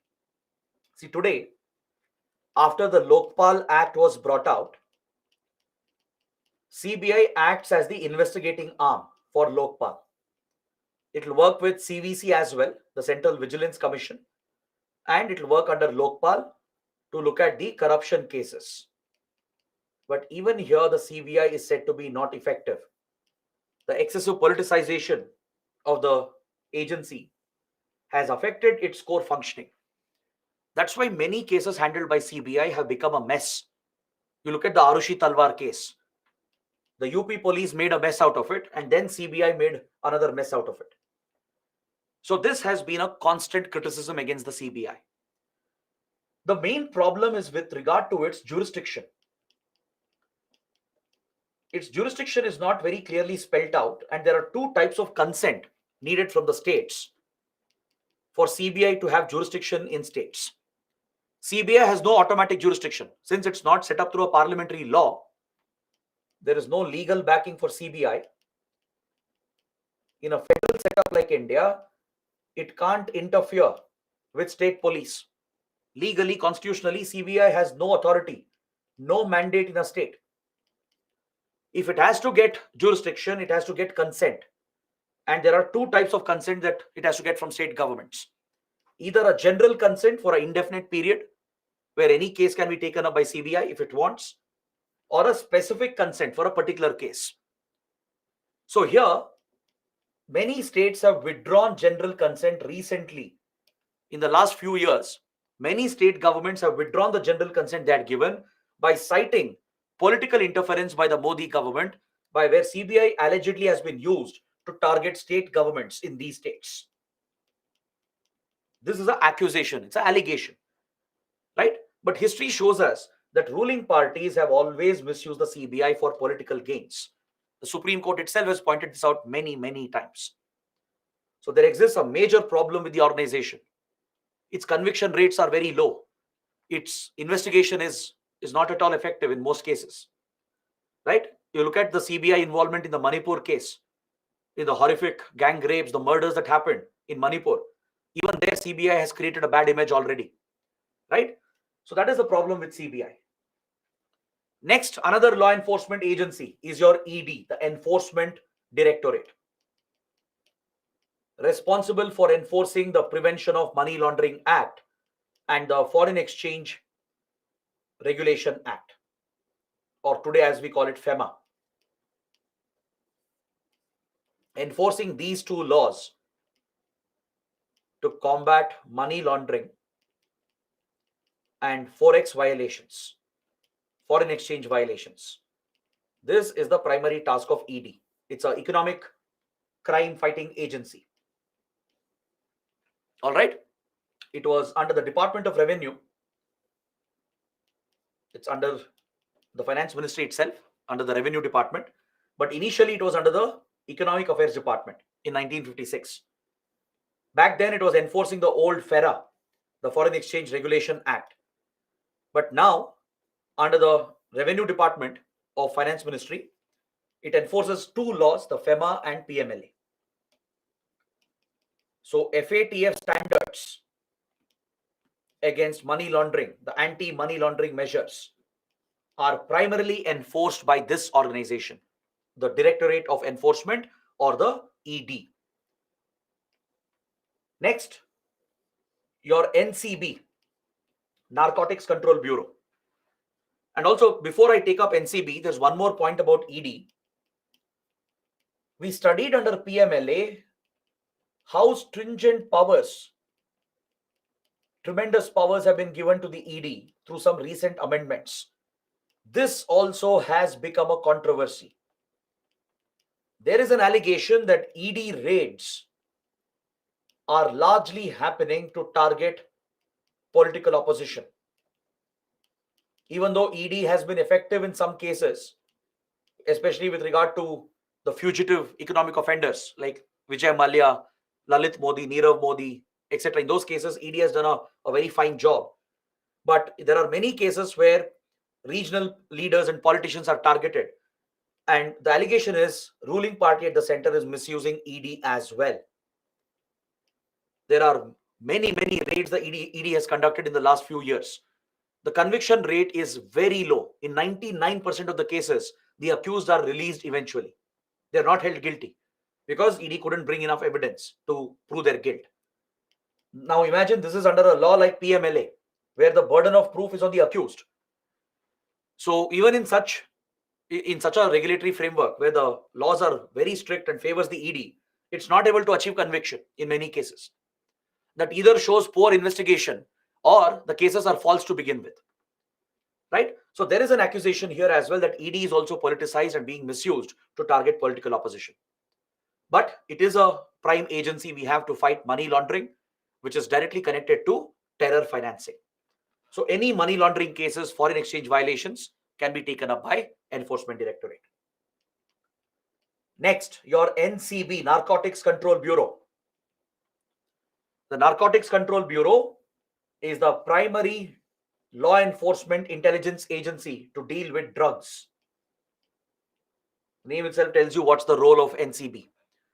It's again a mix of both intelligence and law enforcement, like DRI. It is an intelligence agency to collect intelligence on drug cartels, on how they are smuggling drugs into India, if they are producing it domestically, right? Collecting that information is the prime role of NCB.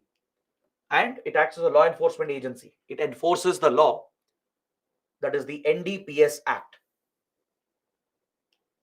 the Narcotic Drugs Psychotropic Substances Act of 1985. This is what established the NCB in 1986. All right. This law was brought out to fulfill our international commitments, along with the prevention of illicit trafficking in NDPS. These are the two laws India has enacted in 1985 and 88 to fulfill our global obligations, our international obligations. We are party to three important conventions: the Single Convention on Narcotic Drugs, Convention on Psychotropic Substances, and the UN Convention against Illicit Traffic in NDPS. Today, India is a major hub and a victim as well of drug trafficking and drug smuggling. India is not just a hub of drug consumption, where several youth have fallen prey to drugs, developing a severe addiction India also has become a transit point, because we are sandwiched between Golden Triangle and Golden Crescent. We are sandwiched between Afghanistan, Pakistan, and Myanmar, the two global hubs of drug production and drug trafficking. So a lot of drugs that enter India, they are in transit. They're headed to some other countries, to other foreign countries. But a lot of drugs are pumped into India for domestic trafficking and consumption. And there are direct connections here with terror groups and insurgents. As we have studied in Northeast India, Khalistani outfits, they've all used drugs to raise revenue, to raise funds for their operations, and also to get the recruits addicted. The young recruits they get them addicted to drugs so that they're desensitized. They lose their sense of basic morality, ethics. They lose their touch of humanity once the drug addicts become severely dependent on drugs. They become desensitized to violence. So it's easy for them. It's easy for the terrorists to brainwash, indoctrinate such youth who are highly addicted to drugs. So India is not just a market for drug consumption, but it's become a transit point as well. So dealing with both of them is a concern, is a challenge for India. So given the close direct links drugs has with terrorism, money laundering, and even arms trafficking, right? It represents a very big national security threat. So various drugs from marijuana, opium, all the opiates, right? Heroin, then even your synthetic drugs like meth, LSD, cocaine, right? The list goes on. So all these drugs are a menace for the Indian society. It has a social impact. It can destroy families. It can increase crime and violence, right? And aid terrorism and insurgency as well, posing a direct internal security threat. So that is why tackling drugs and psychotropic substances is critical, right? It can destroy the careers of the youth. Their lives could be ruined, their families could be ruined, and also creating security challenges for the country. So that is why NCB has a very important role to play in enforcing these two laws, the NDPS Act and prevention of illicit trafficking in NDPS substances. Is that clear? So these are the basic intelligence investigating civilian agencies of India. All right. Now I'll take you to the last part, the Central Armed Police Forces of India, the CAPFs. So here I'll focus mainly on Assam Rifles and CISF and NSG. This is something which we need to discuss. There are some important issues here. We'll also talk about something called SPG, which is a separate security force of India. All right, it's not a CAPF. Don't confuse it. Or let's erase it so that there's no confusion for you. We'll discuss SPG at the end. It's a different force. It's not a CAPF. These are the CAPFs we have in the country. All right. Now we have covered some of the CAPFs already, like BSF, ITBP, SSB, CRPF. This is something we have covered in previous chapters. So I'll not waste your time again in talking about them. I've given the basic facts needed. If at all there is a prelims question, I doubt it, but if at all, just for being safe, I've added some basic facts about BSF, ITBP, SSB, CRPF in the coming slides. This is something you will go through on your own, because there's nothing much to discuss or analyze here. We have already covered it under border management. We have covered it under border management and also under terrorism and Northeast insurgency. So either it will become a repetition or it will become a waste of time. So later, go through the basic facts I've added in the slides. Like, when was BSF set up? What is its prime role? What is ITBP? When was it set up? What is its responsibility? So all these basic facts I've added here. You can go through this later. But I would like to focus my discussion on the other CAPFs, Assam Rifles especially, CISF and NSG. All right, so let's cover this. Your Central Armed Police Forces, they function under the Home Ministry. The MHA is the cadre controlling administrative authority of CAPFs. Just like state police have their own armed police forces, the central government also has a set of armed police forces called CAPFs. Technically, these are the paramilitary forces of India. They bring a mix of military level training and equipment, almost like the armed forces of India. That is the level of training and skills and weapons they possess. But at the same time, they bring the sensitivity of the police, right? Where they are not designed or trained to use force as much as possible. So these forces, they strike a balance between your police and your armed forces. So technically, they fit the definition of paramilitary force. So in India, we call them CAPFs, Central Armed Police Forces, under the Home Ministry. So those were the 7 forces. The entire list was given there. Those were the 7 CAPFs of India. Now, what is their exact role? What roles do they perform? Of course, they play a role in border management, right? Under the one border, one force policy. We have studied how India has deployed one specific force for the entire border, like BSF for India, Pakistan, India, Bangladesh. One border, one force. SSB for Nepal and Bhutan, right? ITBP for China, Assam Rifles for Myanmar. So each international border of India is guarded by one single force, thus promoting better coordination, better border security and border management. It avoids any confusion and any overlap. So as a border guarding force, it is responsible for tackling organized crime. They could be used for counterinsurgency, counter-terrorist operations as well, like CRPF and Assam Rifles have been used. Assam Rifles is deployed in the northeast, not just to secure Myanmar border, but to assist the Indian Army in counter-insurgency operations. CRPF is deployed in Naxal corridor, also in Jammu and Kashmir. Its roles are different. In Naxal corridor, it is the primary anti-Naxal force.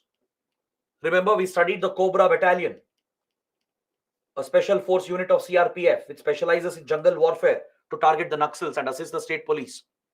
So in Naxal corridor, CRPF is directly involved in combat. It's the primary anti-Naxal force of the center for counter-insurgency.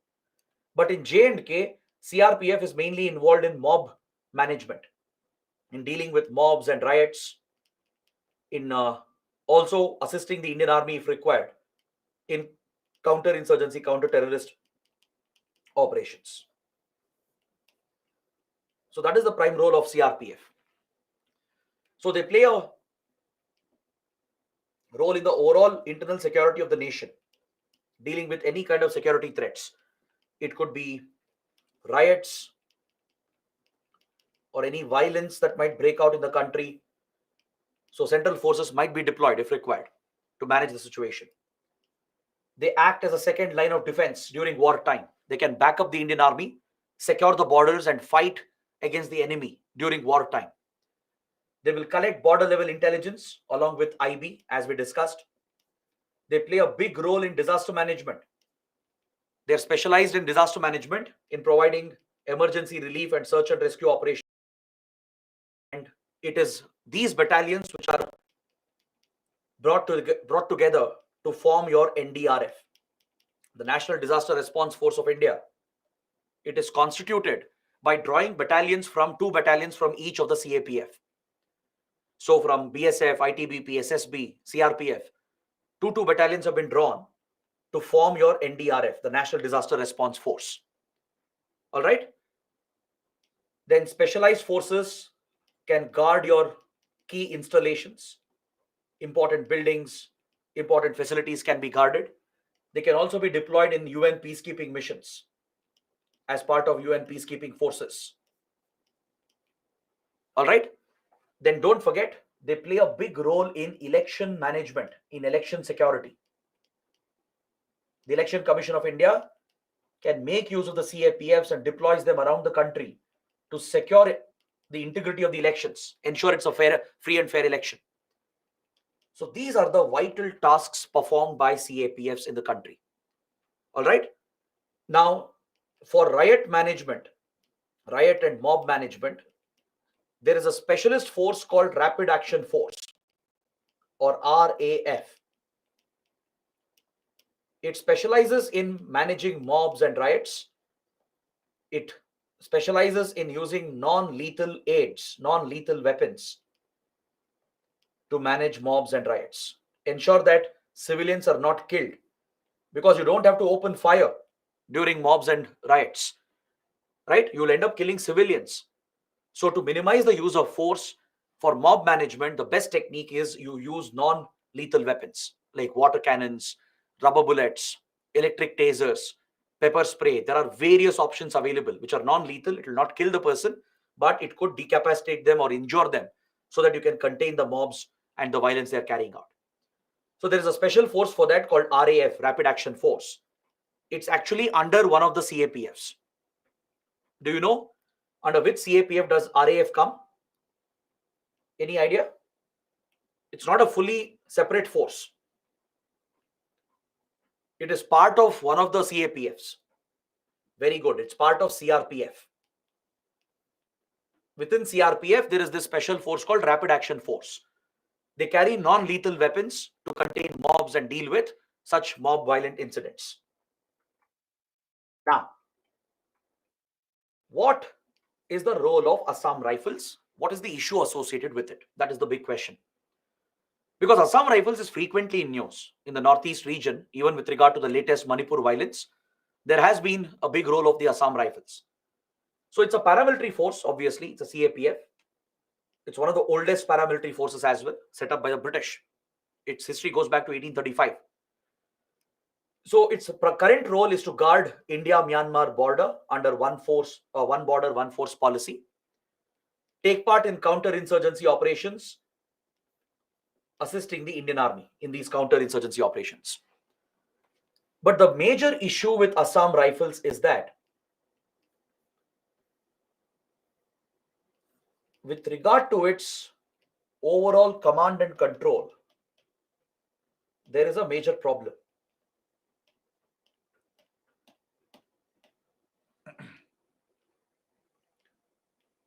With regard to the command and control over Assam Rifles, there is one particular issue, one administrative issue. See, many people have a wrong assumption that Assam Rifles is a part of the Indian Army. I've seen this many times. The moment you say Assam Rifles, they assume it's one of the units of the Indian Army, like Rashtriya Rifles, Gorkha Regiment. Like that, they think Assam Rifles is one of the parts of the Indian Army. It's not. Assam Rifle is a CAPF. It's a police force. It's a Central Armed Police Force under MHA. This confusion arises because there is a dual control over Assam Rifles. Both Home Ministry and Defense Ministry have some control over Assam Rifles. That is where the problem arises. Now, MHA is the cadre managing authority. The whole force is managed by MHA. So all administrative matters related to cadre management, like recruitment, training, even salaries, pensions, promotions, all these cadre related administrative issues are handled by MHA. But Assam Rifles has been placed under the operational command of the Indian Army in order to assist the Indian Army in counter-insurgency operations in Northeast India. So in operational matters regarding their ground level operations, their ground level deployment, Indian Army exercises command over them through the Defense Ministry. The Defense Ministry gains that operational control. So this is where the problem comes up for the personnel, for the troops who are part of Assam Rifles. Because of this dual control, many of the benefits for the troops and the personnel is getting affected.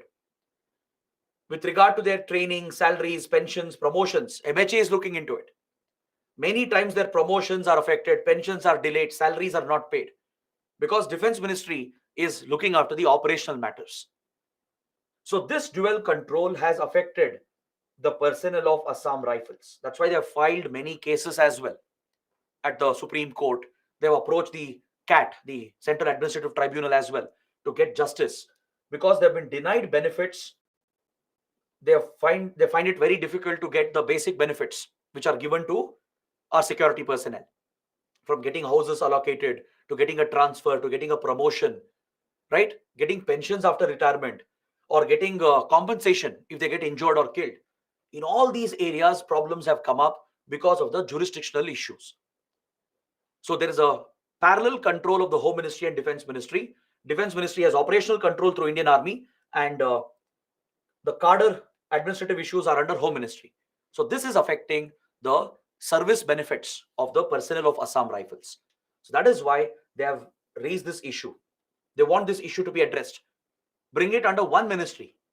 Since it is needed for counterinsurgency operations, maybe bring it directly under the Defense Ministry and allow the army to exercise full command and control, or place it under Home Ministry entirely. So this has led to confusion and it affects the personnel as well. So that is why this topic is important. You should know about this. Next, coming to CISF. It's a very unique security force in India, the Central Industrial Security Force. You would have seen CISF Jawans at your airports, metro stations, at key government buildings and facilities. This is a specialist force raised for guarding infrastructure, for guarding industries. It's an industrial security force raised in 1969 through an act of the parliament. All right, the force specializes in guarding our critical infrastructure. Infrastructure that is critical for the well-being of the nation, for the economy and security of the nation. So airports, atomic power plants, facilities of ISRO, DRDO, important mines, important public sector organizations like, as I said, Bharat Electronics Limited, DRDO, which are all involved in sensitive defense technologies, right? ISRO as well, Department of Atomic Energy, all the nuclear plants in the country, then even dams and important government facilities, few strategic vital facilities, some important mines as well, like uranium mines in India, for example. So all these facilities are guarded and protected by the CISF. But the most common presence you find is at airports and metro, Delhi Metro especially. It's under the full security of, the full control of the CISF. So it specializes in industrial safety and industrial security. The CISF is today acting as a security consultant. It's providing security consultancy for a charge for the private sector, even for foreign countries. It's acting as a private consultant, giving security advice to foreign countries and even industries, private industries. It has become such a specialist force today in securing buildings, in securing key projects and facilities. It shares the advice. It will conduct a inspection on the site. They'll create a security plan and give the plan to the private company or the foreign government. So they will charge for it, obviously, and it is raising revenue for the government. That's what is unique about CISF. It is bringing revenue to the government. It's become a very popular consultant. Many foreign industries have hired CISF. Foreign governments have hired CISF. So security teams of CISF are sent to conduct a thorough inspection and create a security plan and provide suggestions and recommendations. And they come back. They don't provide security cover. They give suggestions. They give a plan. For that, for this consulting service, they are getting paid for it, thereby generating revenue for the force. They will even protect private industries in India if required. CISF can be deployed to guard private industries as well. If there is a threat, they'll be used to guard private industries as well. Like, for example, Infosys, TCS, Wipro, Reliance Industries, Patanjali, they've all faced terror threats in the past. So they are given CISF security, but of course the company will pay for it.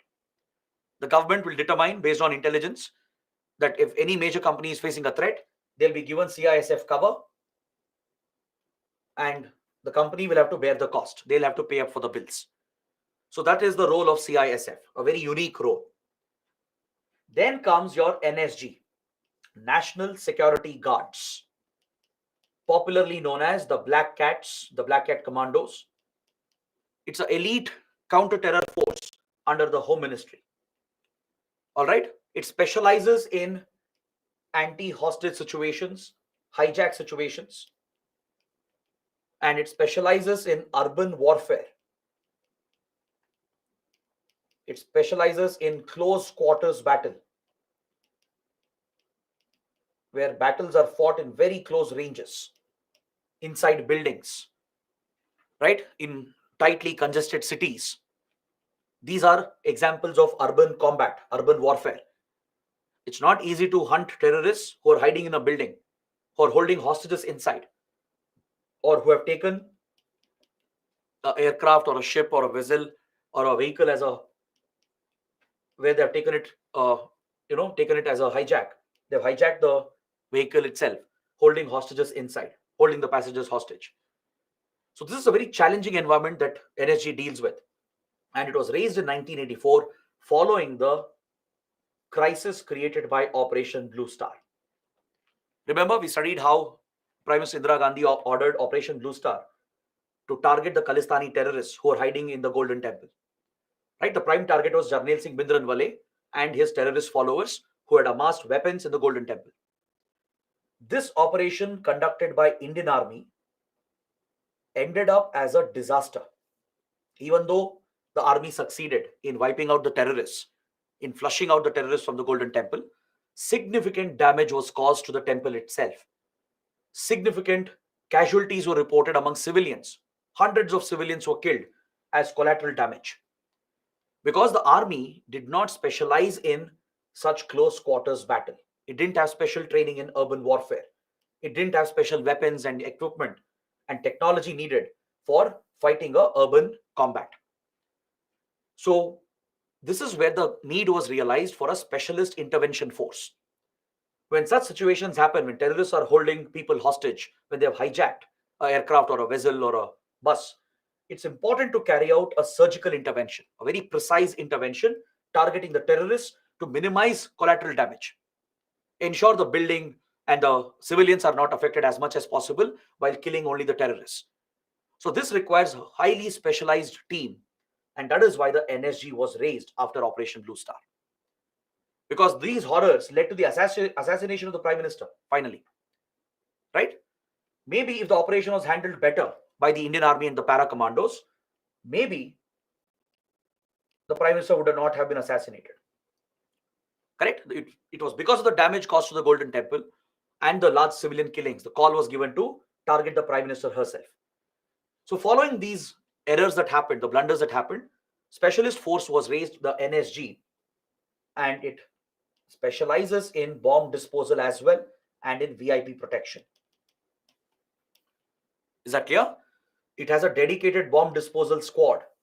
It even maintains a national database on all the bombs that terrorists are using in India and around the world. It's become a research center of sorts where any bomb explosion in the country, NSG teams will visit and study. They'll collect forensics and evidence and material. They'll study the method in which the bomb is built, which group is behind it, what's their methods of operation, the modus operandi. They study that, document all that evidence, creating a national database for bombs. So this is a critical role that NSG is playing, along with protecting certain VVIPs who are required to be protected. So within NSG, there are two major branches. You have SAG, the Special Action Group, drawn entirely from the Indian Army. All right. The SAG is the one which is used for counter-terror operations, for counter-terror situations. It's a specialist force. There is one unit specializing in anti-hijack. There's another unit specializing in anti-hostage. Is that clear? So one unit of NSG is the Special Action Group, the SAG. It's a team of elite commandos, highly trained, highly motivated, well-equipped commandos drawn from Indian Army. All right. And they are used only and only for counter-terrorist operations. They're not used for VIP protection. They're not meant for VIP protection. That is a different special role. So SAG, they are used only for anti-hijack, anti-terror situations, anti-hostage situations. Even within that, there is a special unit. There is one unit of SAG specializing in hijack situations, especially aircraft hijacking. There's another unit specializing in hostage situations, in urban warfare and close quarters battle. Now, there's another branch of SRG, the Special Rangers Group. They are mainly drawn from police forces and CAPFs. They're deputed from there, and they are the ones handling VIP security. Because the tasks are different, and also the priorities to be given are also different. So to ensure that the elite commandos who are specializing in counter-terror operations are not used for VIP protection, separate branch exists here. The Special Rangers Group looks after VIP protection, and it also provides the logistical support for Special Action Group. Now, when a live operation is going on, a counter-terror operation, right, SAG commandos will be conducting the raid. But the Rangers Group can provide perimeter security around the area where they're operating. They can set up communications. They can handle all the logistics that are needed for the operation. So such back-end support is given by SRG to SAG. And they handle VIP security as well. All right. So there is a National Bomb Data Center, which is the National Bomb Database. It is a source of knowledge to those who are interested in counterterrorism. Right? If you become IPS officers, you will definitely get access to the National Bomb Data Center. So here you will find data not just about all the bombs in India which have exploded, which have been used by terror groups, but even from around the world. So this is a source of knowledge. It helps you improve your strategies, tactics in countering terrorism. But the one problem NSG has faced, the biggest problem, is its airlift and deployment. This became a costly mistake for India, as NSG is headquartered in Manesar on the outskirts of Delhi. This is where NSG headquarters are located. The problem is terrorists will not wait for the forces to be airlifted, right? Once the situation begins, NSG has to request for an aircraft where MHA will have to coordinate with the Air Force, arrange for a transportation, bring them to the near airfield, which is usually the Palam Air Base. And from there, they have to be airlifted, flown for several hours to reach the concerned location. From there, again, they have to be transported to the site of the terror attack. So in this whole transportation exercise, precious hours will be lost. By then, the terrorists will already have a complete upper hand on the situation. They'll be holding hostages. They would have killed many people. We saw this happening in the Mumbai attacks, which was a disastrous outcome. The NSG took almost 12 hours to mobilize and reach the site of the attack. From Manesar to Mumbai to the specific locations, 12 precious hours were lost before NSG could act. That's why I told you Marcos was holding the ground. Marine commandos were holding the night on the first night. And the Mumbai police, the Mumbai ATS, they were holding the ground until NSG could arrive the next day. So this was a critical failure in our planning, right? You need to have localized forces. You can't rely on a centralized force for such a response.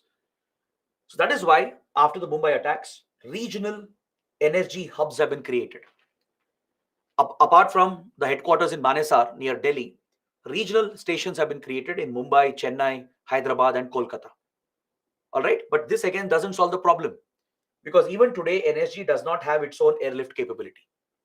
Even today it doesn't have its own airlift. It still depends on the Indian Air Force. So this is a critical weakness. So a better approach is like what foreign countries have done. Some of the most advanced countries which lead in counterterrorism, they raise such units at the level of the city police. You can't wait for a state force, a central force to come from somewhere else. Now imagine tomorrow a hostage situation takes place in Pune.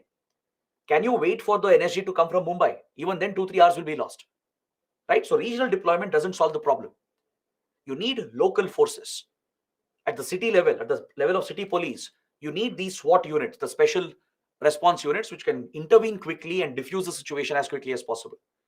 So that is something we are working on. The state police and central government both are responsible here. Some states have raised such special forces, like Maharashtra, Karnataka. They have raised their own commando units that operate at the city level, right? Delhi police has a QRT team, right? They're quite well trained, well equipped. They can handle the situation immediately.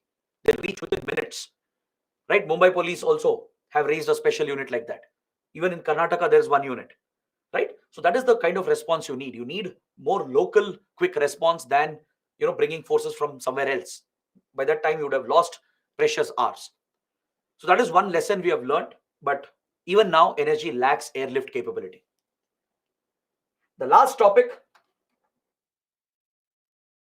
the SPG, the Special Protection Group. Some of you would have heard about it. You would have seen SPG forces and personnel as well. It specializes in providing proximate security. To whom? To the Prime Minister and their family. As the PM and the family will be at risk because of the decisions they take, and also just because of the role, the office they are holding, it's very critical to safeguard the PM. So, after learning some key lessons following Indira Gandhi's assassination by her own bodyguards, right, a special force was raised for this purpose called the SPG, the Special Protection Group. It's under the Cabinet Secretariat, established through a law passed with the Parliament in 1988. All right. Initially, when it was constituted, it was giving security only to the current PM and the family. But then came another disaster, 1991, assassination of former Prime Minister Rajiv Gandhi. Many experts have agreed that Rajiv Gandhi's assassination would not have happened by the LTTE if he was guarded by SPG. As he was the former Prime Minister, the law did not provide for SPG cover. His SPG cover had been withdrawn and he was being protected by local police units. So following the assassination of Rajiv Gandhi, the act was amended to cover former PMs and their families as well for a certain time period, at least for 10 years. This could be extended depending on the security situation, depending on the threat perception against those leaders. So former PMs and their families were also covered with the possibility of extension as well, depending on the threat perception. Now, recently, this again has been changed in 2019. SPG cover has been withdrawn to former PMs and their families. Instead, they are given Z plus security by other forces. So former prime ministers who are still alive, like Deve Gowda, right? Then families of Rajiv Gandhi, like Sonia Gandhi, Rahul Gandhi, etc. Right? So they're all provided security through the other forces which are available. Z plus security is given to them, which is the highest level of security below SPG cover. So today, SPG is back to where it began. It's guarding only the PM and the immediate family of the PM. So wherever the PM travels, wherever the PM stays, whichever place he visits, every place has to be thoroughly checked, sanitized, and complete security has to be ensured. Is that clear? The whole convoy you would have seen with specially built vehicles, they're all under the control of SPG. Today, custom-built aircrafts have been procured from Boeing. It's named Air India 1 on the lines of Air Force 1 of US. It comes with special abilities. Even the helicopter used for the PM's transportation, they come with defense mechanisms. They can fire flares to deflect a missile or a rocket which is homing in on the plane, right? They'll have encrypted communication. So such specialized planes were built by Boeing for India called Air India One. I think around 2 or 3 such specialized aircrafts, custom built aircrafts were procured for the transportation of PM. It can be used for even the president as well. All right. Then even the vehicles. India has procured custom built vehicles from BMW, which is completely fortified. It can even withstand a minor explosion, a bomb explosion, right? Like a IED explosion or even a grenade or RPG which is fired can be withstood by these specially built custom made vehicles. So SPG officers, they're always present around the PM. You would have seen them surrounding the PM. So they basically give that proximate security. All right. So they also have specialist snipers who occupy the vantage points, the higher locations to secure the whole area. And there's a specialist commando team as well within SPG who counter if there is an attack. They specialize in countering the attack so the PM can be taken away to safety. There's a specialist reaction team around the PM who will carry advanced assault rifles and gear. So they will engage the attackers if there is ever an attack, so that it will give time for the other SPG officers to pull out the PM and take him to safety. So they'll plan their routes. They will, ensure the convoy is safe. The drivers are also specialists. They specialize in tactical driving. That itself is a great skill given to many security forces. Right? There'll be tactical drivers who can drive off in such a way that they can evade the attackers as soon as possible. So this is a special force guarding the PM, right? And that is another force you should be aware of. Finally, your National Security Council, the NSC, which has become a very important role in our security apparatus.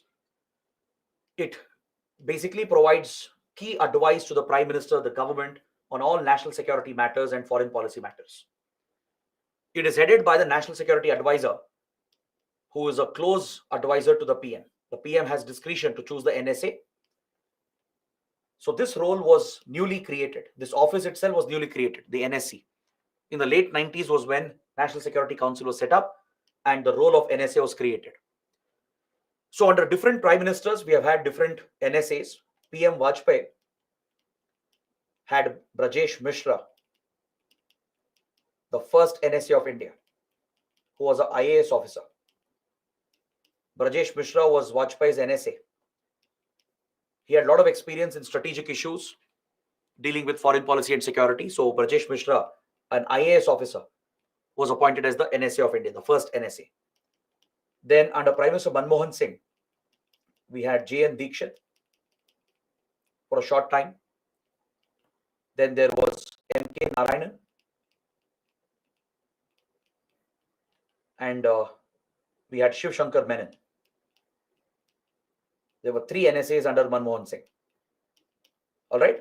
J.N. Dikshit was a career diplomat. He was the former Foreign Secretary of India. M.K. Narayanan was an IPS officer. He was the Director of Intelligence Bureau. Shiv Shankar Menon was again a diplomat, career diplomat, former Foreign Secretary of India. Now under PM Modi, there has been one NSA, Ajit Doval, from the IPS. Even Ajit Doval was a director of IB. So basically, top IFS and IPS officers, usually, who have considerable experience in foreign policy and national security matters, they are appointed as the NSA, right? Preferably from the IFS or from intelligence agencies like IB. It could be someone from RAW as well, right? So this is how the PM will get to pick their NSA. This institution was created in 1998.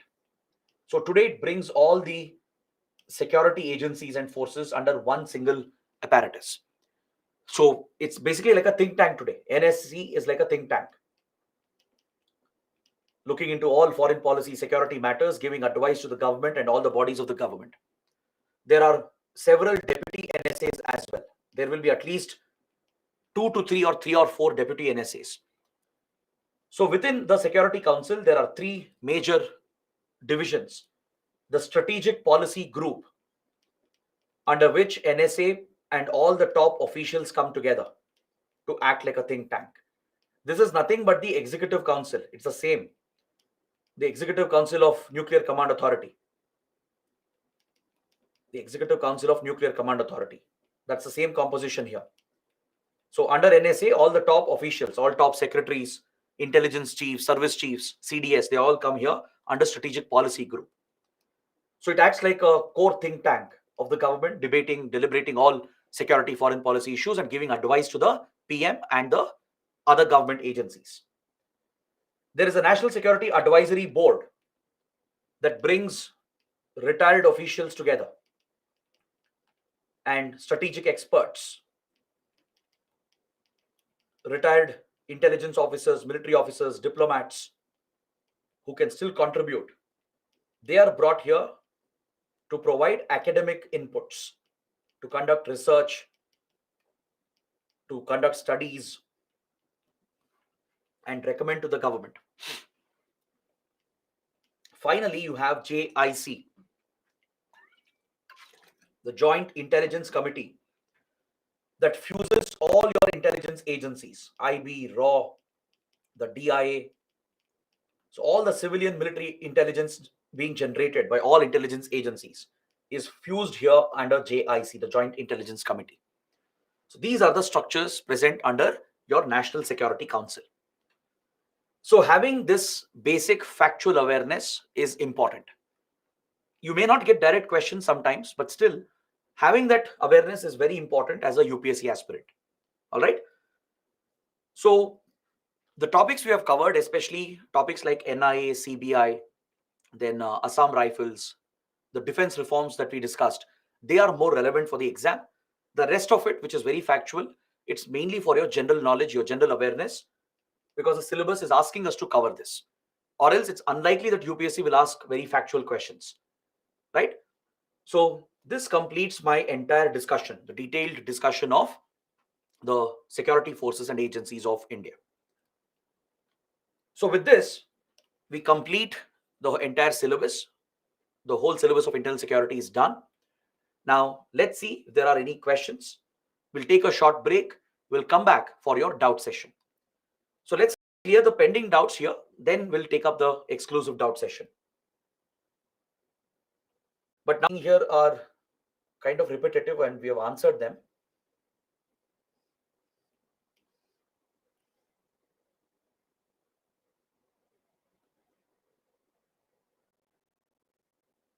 Pool intelligence from Army, Navy, and Air Force to create a common base. The DIA is set up as that platform. It's not that they are merged into it. MI is still under Army. Naval Air Intelligence are still under Navy and Air Force. But they'll pool their intelligence at DIA, the Defense Intelligence Agency. SFF is not legal. SFF doesn't exist according to the government. It's a secretive agency. It's a covert agency. Covertly, you can do anything, right? So you can't recruit foreign nationals, but Tibetan refugees have been recruited into SFF because it's a covert unit. All right. So guys, these are the questions. Now let's take a 20 minutes break. Should be enough. Refresh yourselves, have some lunch, come back at 2:45.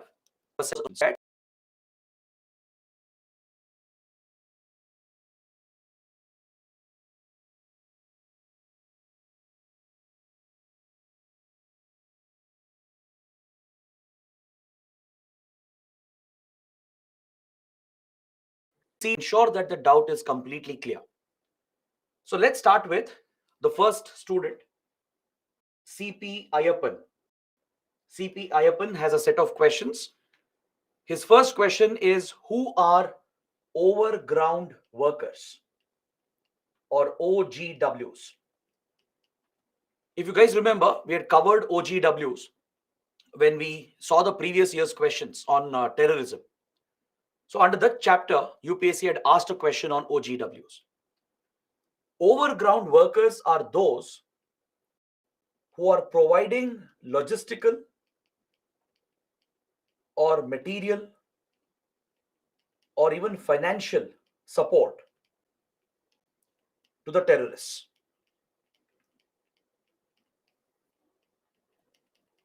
We categorize them separately because these OGWs, they are regular civilians They themselves will not be involved in the acts of terrorism. They'll not be directly involved in the acts of terrorism. They will be aiding the terrorists, assisting the terrorists by providing direct over the ground support. See, terrorists are hiding. They operate secretly, covertly. Whereas regular civilians in a conflict hit area, they might sympathize with the ideology, they might believe or support the ideology. So they might give some kind of logistical support to the terrorists who are planning attacks against India. Maybe they might give them shelter. They might accommodate the terrorists who come from across the border in their homes to hide them from the police and intelligence agencies. They might arrange vehicles for them to move around or even use them in terror attacks, because cars or bikes would be needed to execute a terror attack. Sometimes the cars and vehicles are loaded with explosives to carry out an attack. And we have seen in many cases that these vehicles were procured by regular civilians who were OGWs. They were acting over the ground, meaning they have a normal life. They have a normal job. They have a normal life in the society. These regular civilians, if they are caught assisting the terrorists in some way or the other, they are categorized as OGWs. So they are the overground workers. Next, second question. What is the Cyber Dome project? This was in news with regard to cyber security, and UPSC has already asked a question on this. A mains question has come. Cyber Dome is a research and development facility. It's a center of excellence that has been established by the state police of a particular state. Do you know which state has established Cyber Dome? Anyone? It's a research and development center to tackle cyber crimes primarily, to improve cyber safety and cyber security. It's an initiative of a particular state police. Do you know which state has set up the Cyber Dome initiative? Anyone? It has been established by the Kerala police. The Kerala state police took up this initiative. They set up a dedicated research and development center as a center of excellence that will promote cyber safety, and it will also help in cracking cyber crimes, in investigating,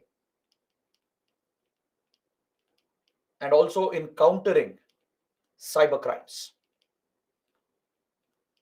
So it has recruited cyber security professionals to aid in this effort along with the police officers. This institution specializes in cyber forensics, in collecting evidence through cyber tools to crack cyber cases, to promote the cyber safety in Kerala, and tackle the rising menace of cyber crimes in Kerala. So that is the Cyber Dome initiative. It's a research center basically under the Kerala police that not only conducts research into cyber crimes but also develops tools to counter cyber crimes. Is that clear? So that is Cyber Dome project. Next question. What is the Uniform Anti-Terrorist Structure which has been recently proposed? This is a good question. This was in news. If you guys are reading newspapers regularly or watching the news analysis regularly, you would have heard about this proposal. It's a new proposal that has been made to have a uniform anti-terror structure. This proposal was made just few days ago by Home Minister Amit Shah, Union Home Minister Amit Shah.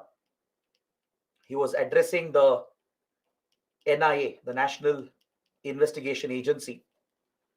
So in this meeting, in this conference, Amit Shah proposed a uniform anti-terrorist structure for the country. Because as you know, NIA has nationwide jurisdiction for all terror cases in the country. Correct? It can investigate any terror cases. But at the state level, your state police, they will have their own anti-terrorist squads or anti-terrorist cells. So they will also conduct their own parallel investigation if they want. Or if NIA wants, it can step in and take over the state's jurisdiction. But at the center and the state, there are parallel investigations which will happen into terrorism cases. So the protocols, the methods used by NIA and your state police will be different. There is no uniform structure. NIA is more sophisticated. It has better strategies in place, better resources at disposal. It has well-established protocols as well on how to deal with terror cases, how to target terror groups. But state police forces, they might succeed, but they might have some deficiencies and shortcomings. They might be following different protocols of investigation, right? Their methods, their tactics could be entirely different, which might contradict the NIA's standard procedures and protocols. So that is the reason why the Home Minister has called for uniformity. He has said that under NIA's purview, there should be a uniform protocol for state police as well while dealing with terror cases, so that we are more effective as a country in tackling terrorism. Remember, while discussing Indian Mujahideen, I told you that the group operated in multiple states, from Karnataka to Kerala to Uttar Pradesh to Bihar. So while investigating such multi-state cases, state police might fail. They may not have the right resources. They might be following the wrong methods and procedures, which may not be suitable for tackling these transnational terror groups that are getting support from foreign countries. So if we have a uniform structure, which is designed by the NIA and adopted by the state police as well, there will be more seamless cooperation between center and state. It will create a well-defined structure to fight terrorism. So this is a proposal the Home Minister has made. It's just a verbal proposal. Nothing officially has been moved by the government. So you need to wait and watch. You need to monitor current affairs for what happens in this particular on this particular issue. All right. So this is the uniform anti-terror structure that the Home Minister was talking about, to have uniformity in investigation and in dealing with terror cases. Next question. How to approach and write an answer to a question in which certain vocabulary in that question is not familiar or known to us. For example, the scourge of terrorism. The scourge of terrorism. The scourge of terrorism is a grave challenge to national security. What solution do you suggest to curb the menace? In this question, the word scourge is unknown to me. So the student is asking, in a given question, what if there are difficult words, difficult vocabulary which is used, which you may not understand, which you may not decipher the meaning behind it? The question is asking is, how do I write an answer to such a question if I don't know what is scourge? See, this is an actual question the student has taken. It's one of the main questions that had come. See, first of all, you can improve your vocabulary through better newspaper reading. That's why I keep urging, read newspapers, read your editorials and columns without fail. Automatically your language will improve. See, this is not a subject related question at all. This is a grammar based, vocabulary based, English related question. Scourge is nothing but suffering. The suffering inflicted by terrorism. That's what it means. All right. You can improve your vocabulary. You can get familiar with these complex words as well by reading newspapers regularly. When you're reading the newspaper, let's say there is a word you don't understand, or let's say you're seeing this word for the first time. You've never come across this word. You don't know the meaning. Do a simple task. Open a dictionary or simply Google this word and understand what it means. Improving vocabulary is a part of your preparation. See, you don't need very high level language skills. UPSC is not looking at your vocabulary, but having the basic at least, right? At least understanding basic words which are being used is important. So you can improve your vocabulary by reading newspapers regularly. All right. And also, please remember, in UPSC questions, the words are usually very simple. This is a rare question where the scourge word was used. Not everyone will be familiar with it. I can understand. But here, even if you don't understand the meaning of this word, you can still write an answer, because this term here is not relevant to the question. See, the question is asking, the scourge of terrorism is a grave challenge to national security. Even if I remove the word scourge, the meaning is still the same. Terrorism is a grave threat to national security, right? So obviously you can start writing on it. You can explain how terrorism is a threat, what suffering it brings to the people of the country, to the nation, and what measures can we take to curb this growing menace. All right, so don't worry too much about vocabulary. The questions will be simple. Even if you don't understand one word here and there, you can still understand the question and write the answer. But in general, try to improve your vocabulary slightly. Again, I'm not saying you have to get completely accustomed to high level English. It's not needed. UPSC is not asking for that. You need basic conversation level English. So by reading newspapers regularly, the editorials columns, finding out the meanings of various keywords, you can become better with your vocab. All right. Next question. As Manipur crisis and Khalistan movement has been a lot in news this year, what kind of questions we could expect from these topics with regard to Manipur crisis and then Khalistan movement? The student is absolutely right. Both the topics have been dominating headlines throughout this year. So you can definitely expect questions on these two topics. So what kind of questions can be asked? There can be a question on the ethnic divide in Manipur. UPSC can ask you, what are the factors that have contributed to the latest crisis in Manipur, and evaluate the ethnic divisions which might have contributed to the violence. Such a basic question on the society of Manipur, the ethnic divisions in the society, how it has contributed to the latest clashes and violence. That can be a question. UPSC might ask a question regarding how the ethnic divide has directly contributed to insurgency in Manipur, especially between 1960s to 1990s. It might ask you to explore the link between the ethnic divisions and the conflict and how it has triggered Northeast insurgency in Manipur.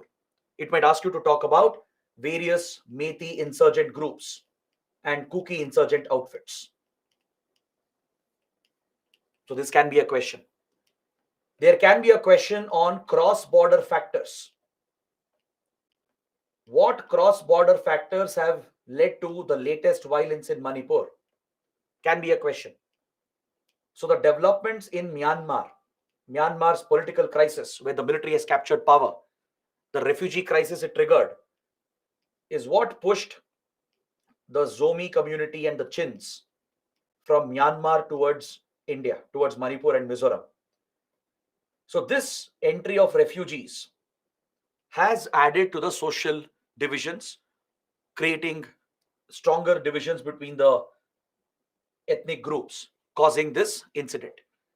So such questions can be expected. The cross-border factors, the ethnic divisions which are contributing, which is the prime contributing factor to the violence, and how it has enabled insurgency. UPSC might ask you to examine whether the latest clashes will it contribute to a resurgence in insurgency again. Can we see a resurgence in insurgency in Manipur like before? That is also a possible question. Or what measures do you suggest to tackle the crisis? Right? Or is AFSPA relevant? How is AFSPA helping the army and Assam Rifles to tackle the situation in Manipur? So any such question can be expected. Coming to Khalistan movement. The major development here is the ongoing revival of the movement. As we have discussed, we have seen a revival in India and abroad. Correct? So there can be questions related to some recent events that happened in India UPSC might ask you about Waris Punjab De and Amritpal Singh, who led the revival of the Khalistan terror movement. In order to bring down Amritpal Singh and arrest him, right, internet was suspended in Punjab for several days. Same with Manipur as well. For several months, internet was suspended in Manipur after the violence. Section 144 was imposed. Right? A lot of security measures were taken. So regarding all these developments, there can be questions. Are we seeing a revival of Khalistan movement in India? What factors are responsible? What is Waris Punjab De? What is the role of Amritpal Singh? Right? Are the measures taken by the government justified? To arrest Amritpal Singh, was it required to, suspend internet? Was it required to impose such strict measures across the state? So based on this, questions can come. Based on the foreign factors, there could be a question on support coming from Canada and other Western countries, where some members of the Sikh diaspora are backing the movement. See, foreign governments may not directly support them. Of course, they won't. But there is some kind of support. They are tolerating them, especially in Canada. Now that India-Canada relations have been completely hit, right? So there is a tolerance that you see in Canada, especially, where Canadian government is tolerating the Khalistani terrorists on its soil. So that is also a case of harboring terrorists. It's a safe haven. It's a sanctuary. So based on this, the role of foreign governments, the latest crisis with Canada, the diplomatic crisis, how the Khalistan movement's revival has created a diplomatic crisis. What is the role of the Sikh diaspora, the radical elements? How are they backing the movement? There could be a question on Pakistan's role again. What is the extent of foreign involvement? What is the role of ISI again in trying to revive the Khalistan movement? Which are the major groups like Khalistan Tiger Force, Babar Khalsa International, right? Khalistan Zindabad Force, the Khalistan Commando Force, Sikhs for Justice. All these outfits become important. You should have basic knowledge, awareness, where they operate, what they have done, right? What incidents we have seen in UK, US, Australia, in Canada, correct? So this is the basic knowledge you should have, and there can be question on any of these topics. Now let's move on. Let's see the next question. Next question is from Amit Metri. Amit Metri, I hope you're here. The first question from Amit. How and to what extent the Maya Bharat operating system contributes to internal security? Amit is asking about the Maya OS, also referred to as Bharat OS. Remember, I told you that in cybersecurity, one of the big threats is the dependency of India on foreign operating systems. Because your cybersecurity will be weak when you depend on foreign vendors who are supplying the hardware, software, and the communication network equipment. The attackers will mainly look for vulnerabilities, right? And it's possible that when you're procuring all your hardware, software, and the infrastructure equipment from foreign countries, there could be security backdoors installed to spy on the country. If you're installing these foreign systems with foreign softwares in critical facilities, let's say it's being used by the armed forces, it's used in key ministries or in intelligence agencies, these computers become an automatic risk. Foreign governments might have pressurized these companies, hardware, software companies, to create these security backdoors from where they can hack into the network and then spy on India, right? Carry out espionage or even engage in cyber warfare.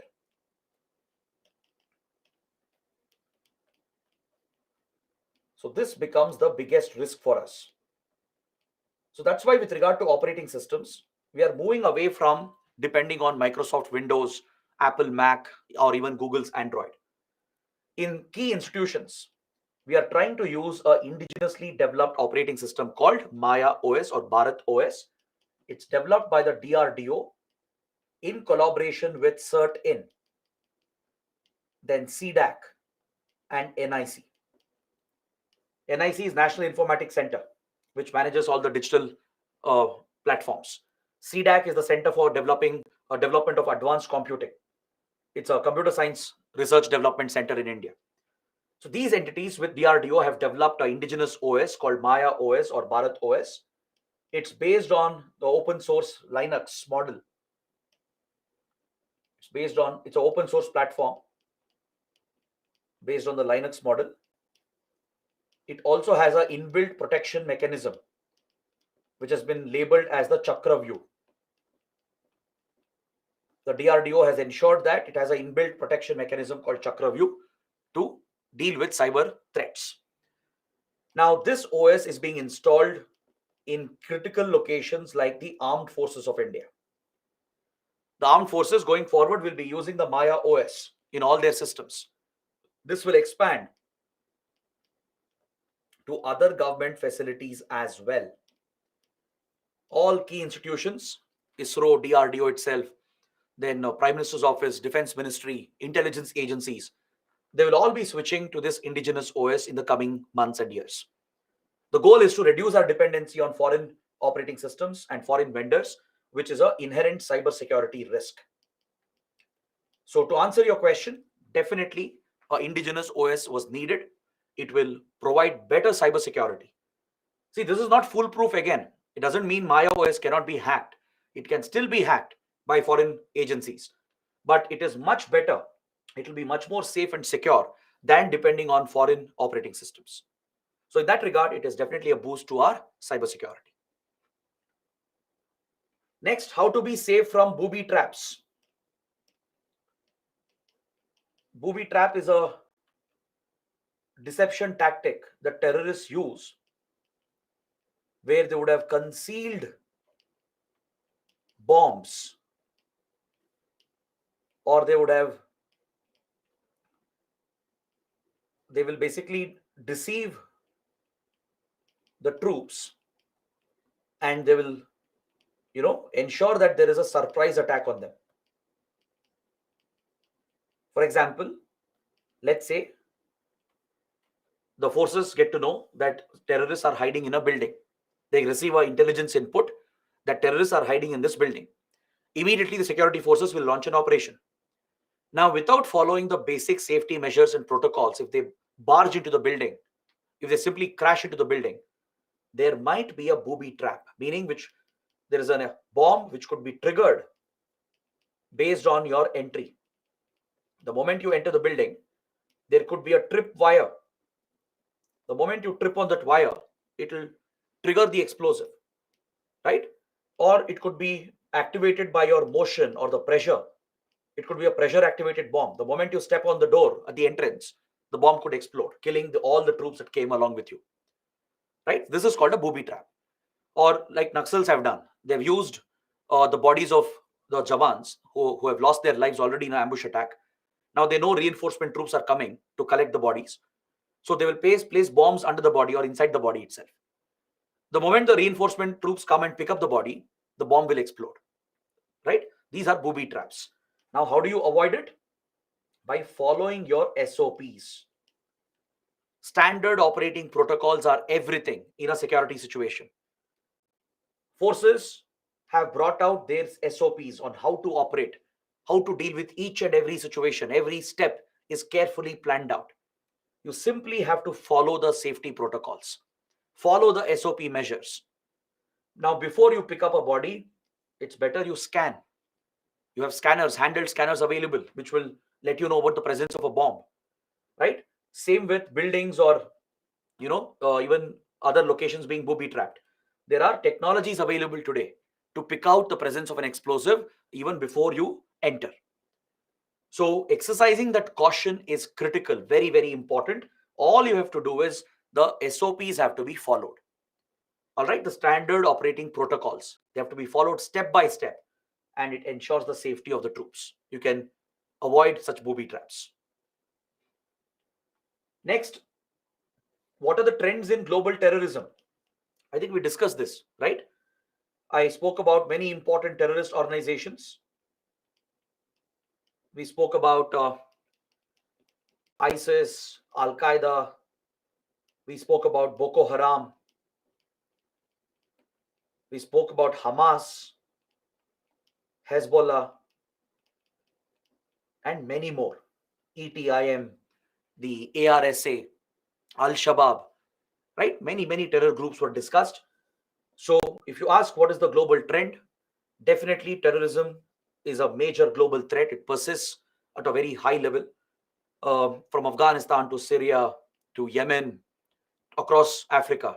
Terrorism is very rampant, prevalent, and South Asia, especially, is very badly affected. So, terrorism in general has sustained over the last 30 years, right? The threat is very real, very credible.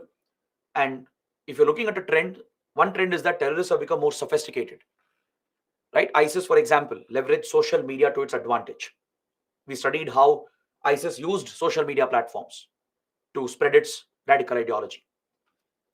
Now, if you look at Hamas, the latest attack it carried out in Israel, do you know how it evaded Israeli intelligence completely?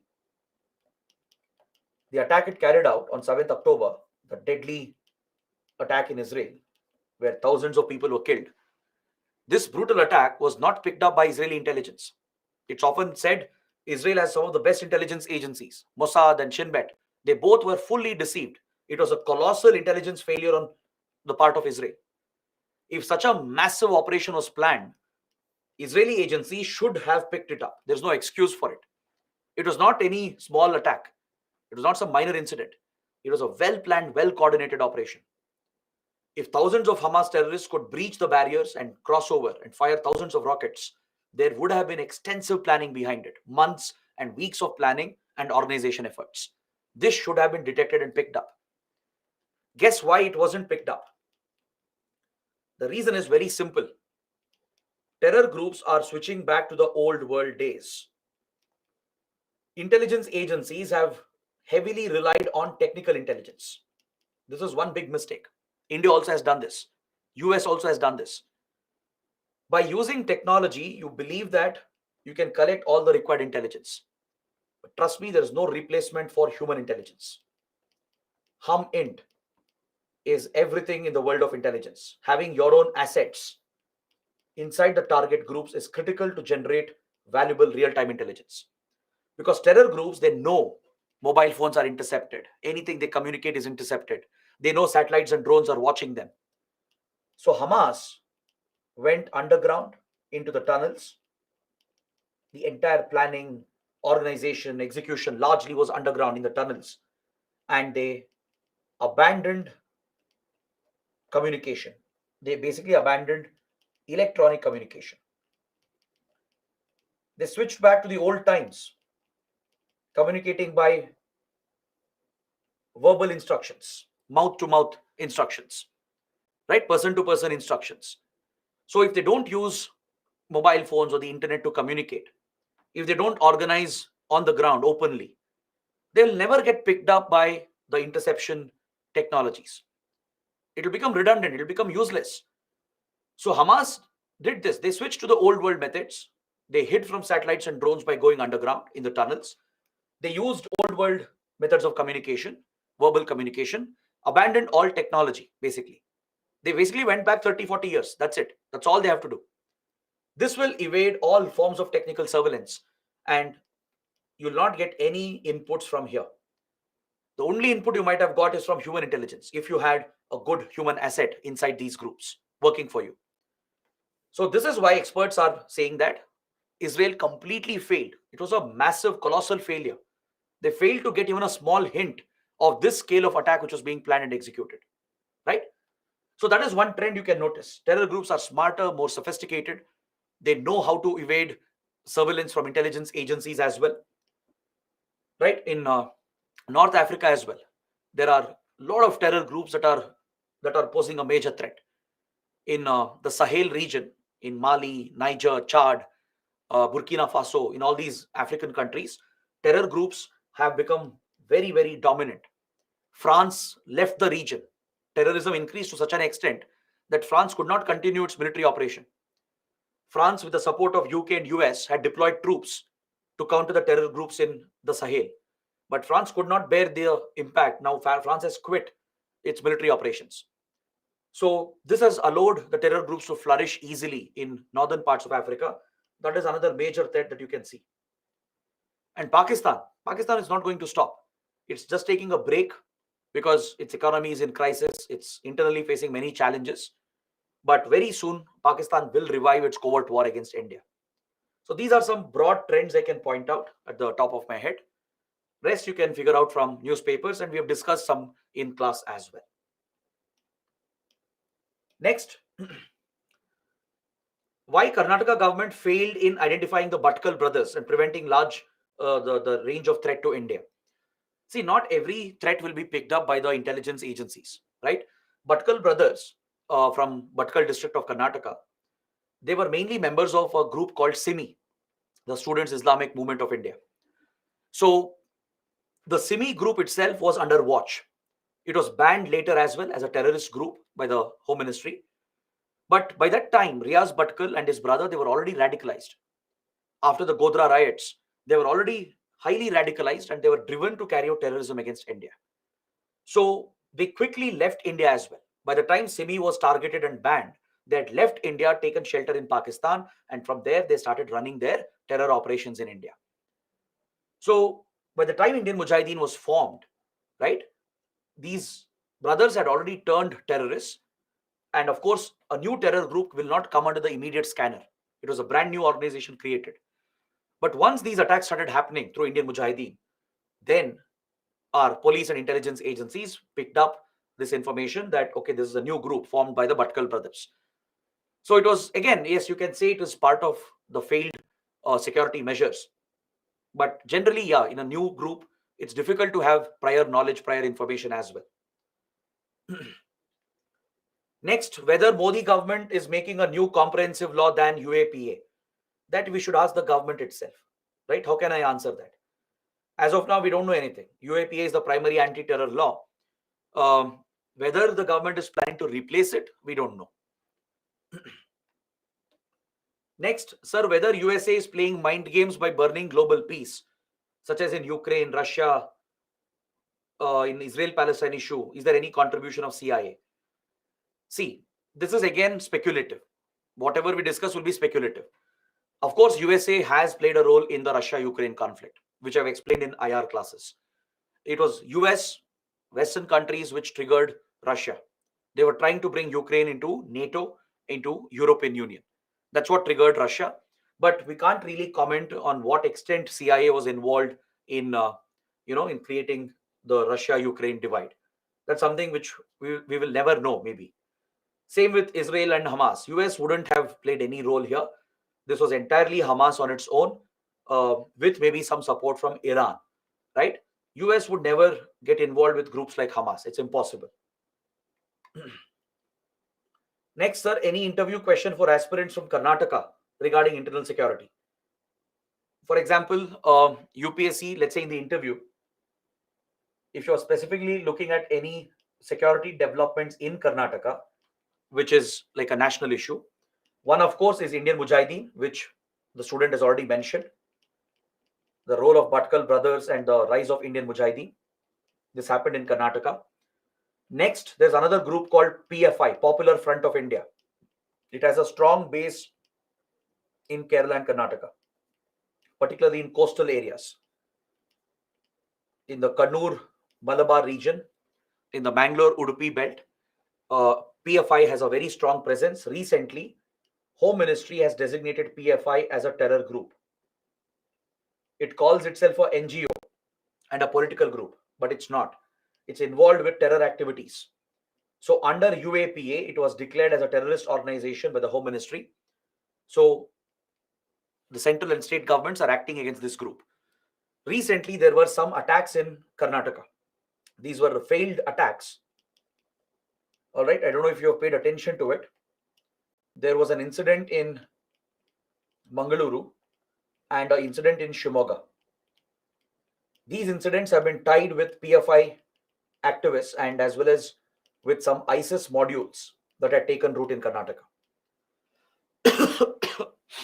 So this could be a a recent incident which can be asked in the interview. Apart from this, there is rampant communal polarization in Karnataka. Again, in the coastal belt, especially, but you see this across Karnataka as well. But particularly in coastal Karnataka, there is extensive communal polarization created by radical religious groups. There are radical Islamic outfits and radical Hindutva outfits. These are extremist organizations. They have driven large scale communal polarization between the communities, and they have sowed the poison of hatred, which creates a very volatile situation. This is another security risk, right? This is something you should be aware of. Both sides, there are extremist organizations contributing to the communalization of Karnataka, particularly in coastal belt. So that is another major risk. Next, how can we stop Jaish-e-Mohammed from carrying out terror attacks on Indian forces? Of course, we have to improve our border security because Jaish-e-Mohammed operates mainly in Pakistan. So the terrorists are infiltrating, coming across the border. So improving border security will help. Improving your intelligence gathering to counter Jaish-e-Mohammed. Then as well as our forces, they have to follow basic protocols. Like in Pulwama attacks, a grave blunder was committed by India in moving the CRPF convoy. There are strict protocols on how large troops have to be moved around. The government had all these protocols in place. Home Ministry, Defense Ministry, they have strict protocols that you shouldn't move large troops by road, by vehicles, because they can be easily attacked. That's why only flights had to be provided, only aircrafts had to be provided to move the larger troops. But in the case of Pulwama attacks, we saw that protocols were violated by the CRPF and the government, and they moved the convoy through buses, which made them directly vulnerable. They were exposed to the terrorists. So following the safety protocols, the standard operating protocols is critical for security forces as well. They have to shield themselves against these attacks. Next, Digital Protection Act 2023. That's not a question. You're just mentioning the Digital Protection Act, and we have covered it, right? I spent, I think, 15-20 minutes in just talking about Digital Protection Act. So please go back, watch that session again, and take a look at the key points. This is the law that we have brought out to protect personal data, to guarantee data protection, data security. It identifies data principals. Data principals are the users, the citizens in the country. Data fiduciaries, they are the middle intermediaries, like government agencies, private companies, which are collecting your data, processing your data, handling and storing your data. They become the data fiduciaries. So this law is giving you certain rights. It is giving certain rights for data principals and imposes some duties on data fiduciaries. So data fiduciaries are responsible for your data protection, for your data security. So several rights are given under this, like right to consent. Without your consent, they can't collect data. They also need to provide the right to erasure. If you decide to quit any service or platform, you should have the right to erase all your data, the right to be forgotten, basically. You should also be given the right to grievance. Let's say you have an issue or complaint to raise, you should have an opportunity to raise a grievance and a complaint, right? And this has to be addressed by the fiduciary. Then the right to correct. The data being collected might be incorrect regarding you. So you should have a right to correct your data. You should have an option where the private companies and even the government should give you an option to correct the data. So such basic rights are being provided with duties and obligations on the fiduciaries. But however, most government agencies will be exempted, especially security agencies, the intelligence law enforcement agencies, they'll be exempted from these conditions. They will not apply to them on national security grounds. So those are some basic provisions I can tell you. So please go back and watch it again. It's a big discussion. So that will give you a complete idea about the topic.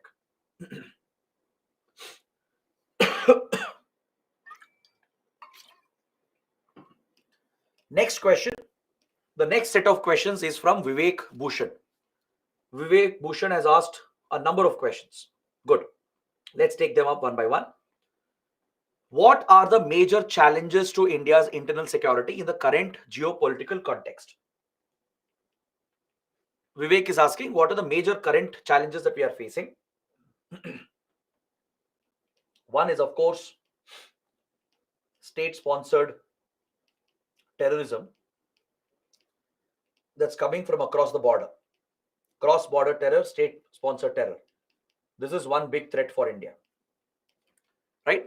As I told you, Pakistan will never give up its support for terrorism. And also in our neighborhood, the support for cross-border terror exists in Pakistan, in Myanmar, to an extent in Bangladesh, right? And of course, China. So there is some support coming from across the borders, and there is state involvement as well in some cases. So this remains one of the biggest threats for India. Next, communal politics in India is a major threat. It only widens the divisions. It will further support extremist radical activities, right? So various organizations, political parties are responsible for communalization of Indian politics. This is a major security threat, an internal threat. Then cyber security. The cyber threats are increasing day by day, right? Along with misuse of media platforms. Misuse of all media platforms, especially social media. This is another major concern, right? The number of cyber crimes are going up. Cyber warfare has become a reality today. China especially has enormous capabilities with regard to cyber espionage and cyber warfare. So this remains a major security concern. So these are the 3-4 major threats that we are facing. Apart from this, the linkages between domestic terror groups and global terror groups, the connections that some domestic groups have with global terror organizations, that could be another major risk in the current geopolitical context. Like there could be a radical group in India having links with ISIS or aligned with Islamic State, right? Or some India-based groups having contacts with Al Qaeda, right? So such cross-border linkages between domestic groups and foreign global organizations is another major risk. So these are the major threats we can think of in the current context. Next question. How does left-wing extremism impact India's internal security? What measures have been taken to address the issue? You are basically asking me the whole chapter on Naxalism and left-wing extremism, right? Of course, we can't discuss and repeat everything. But just to give you a small, precise answer, left-wing extremism does have a huge impact on India's internal security because this is largely a homegrown problem. It's a domestic problem, right? It was driven mainly by lack of development, poor governance. That's why the Naxal movement had such a large support base from farmers, from peasants, from tribal communities, workers, because there were unresolved issues in administration and governance. The backwardness of the region, lack of infrastructure, lack of growth. This is what contributed to the rise of Naxalism in the first place in central and eastern parts of India. So these divides persist even today. Even though we have done much better with regard to governance and administration, there are certain developmental challenges where few communities are being left behind, where few local issues are not being addressed, right? So the lack of development, lack of good governance could further drive Naxalism. Naxalism is not, going away. It persists as a threat. Even though it has declined, it does remain a considerable threat, especially in Chhattisgarh and Odisha, right? Even in parts of Maharashtra. So it does pose a major threat to our security. Naxals have the ability to still carry out major attacks against our security forces. We have seen in the last 1 or 2 years itself, they have carried out few big attacks against CRPF and state police forces. Plus their links with organized crime, how they perpetuate extortion and criminal activities like drug production, drug trafficking is a major risk which further destabilizes the country. So how do we deal with them? As always, one is the security approach. Use your security forces, intelligence agencies to effectively target the left-wing extremists and parallelly acknowledge the developmental problem. Provide for better governance, better administration, improve infrastructure, create economic opportunities so you can bridge the divide and pull those regions away, the people away from these extremists. So it requires a mixed strategy as we have always done. So that is something you can suggest as the measures for countering left-wing extremism. Next question. What role does cross-border terrorism play in internal security scenario of Jammu and Kashmir? In the case of J&K, there are two types of terror groups that we have seen. One is homegrown domestic terror groups, which are based out of J&K itself, where there is local support by separatist elements. All right. The other threat, the major threat actually, comes from across the border. So Pakistan and its state agencies, the ISI and the army, they have always played a direct role in nurturing multiple terror organizations across the border in Pakistan. So this is the situation in J&K. If you look at J&K's insurgency and terrorism, there are few homegrown domestic groups attacking India, fighting a separatist war against India. But the major threat is from the cross-border outfits coming from Pakistan, which are nurtured and sheltered by Pakistan. So to answer your question, what role does cross-border terrorism play in the security of J&K? This plays the biggest role. Domestic groups are very few and they can be tackled. In fact, we have already tackled most of the homegrown terror groups in J&K that operate inside India. The biggest threat in J&K, they are the Pakistan-based outfits, the cross-border outfits supported by Pakistan. So this definitely plays the biggest role in the security situation in Jammu and Kashmir.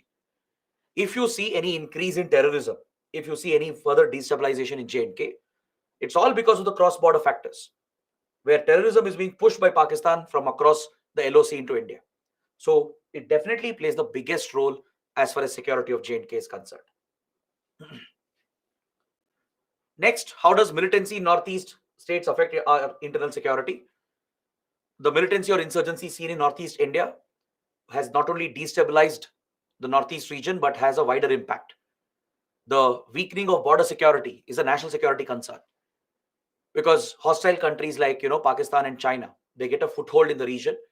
They can use Bangladesh and Myanmar to sponsor these outfits. It will further enable organized criminal activities like drug trafficking, arms trafficking.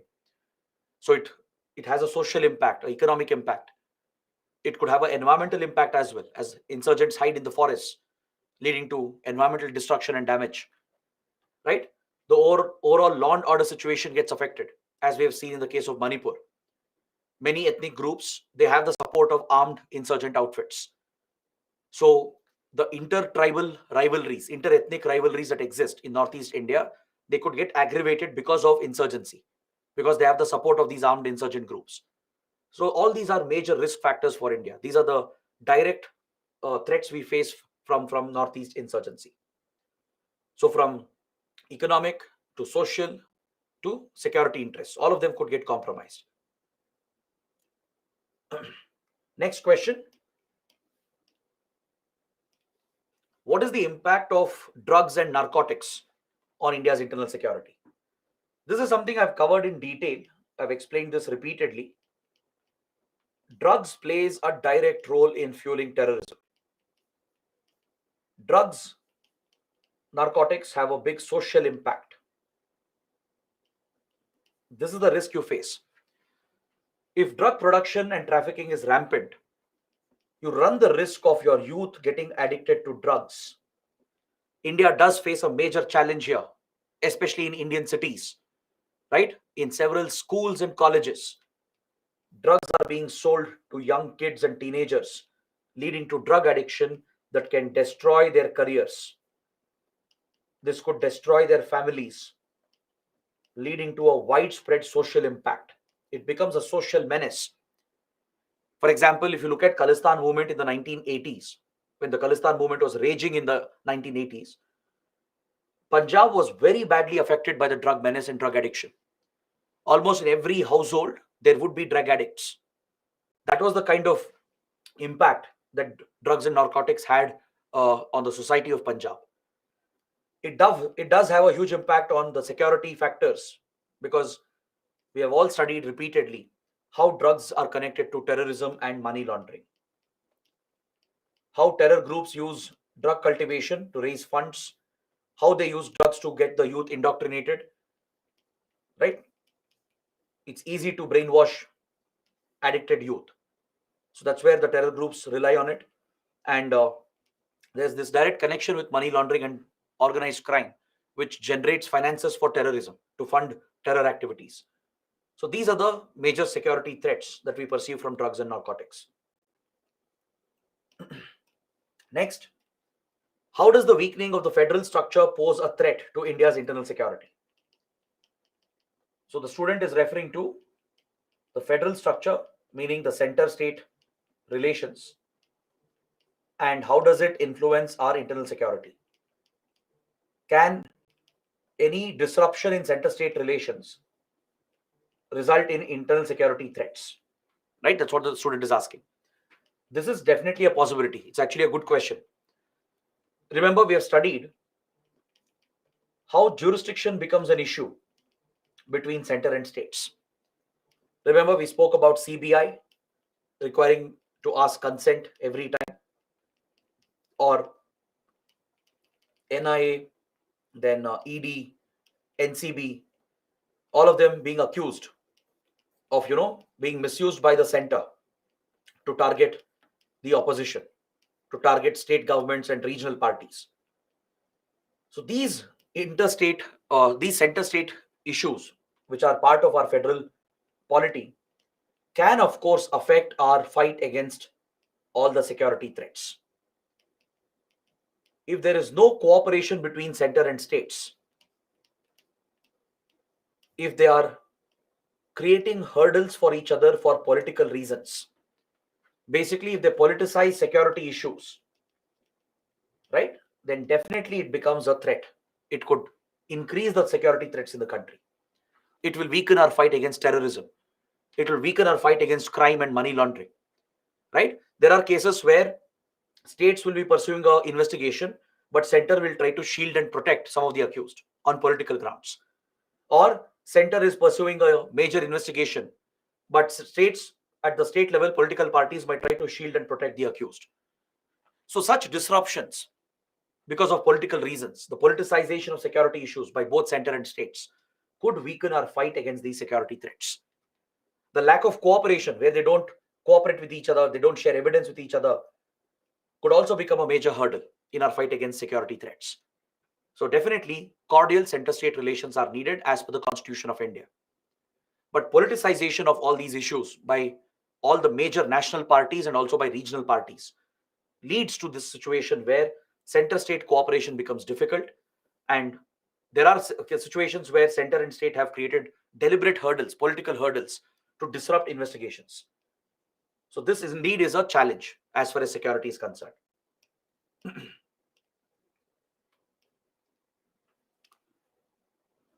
Next question. What are the implications of increasing economic inequalities on India's internal security? This goes back to the first chapter. In the first chapter, I explained the linkages between development and extremism. How lack of development, poor governance and administration can contribute to rise of extremism, right? Because when whole regions or communities are not being provided any welfare, if the government is failing due to corruption, right, if large development is not taking place, and if all the benefits are being cornered by just a few elite and rich and powerful people, that obviously breeds resentment, right? It pushes the people to lose faith in the country, in the constitution, and that becomes a driving factor for radicalism and extremism. So there is this direct connection between economic inequalities and internal security threats. More the inequalities, more will be the security threat. So one way to handle your security threats is to provide for better growth, provide equitable growth, ensure all regions or all communities are thriving at the same time with equal treatment from the state.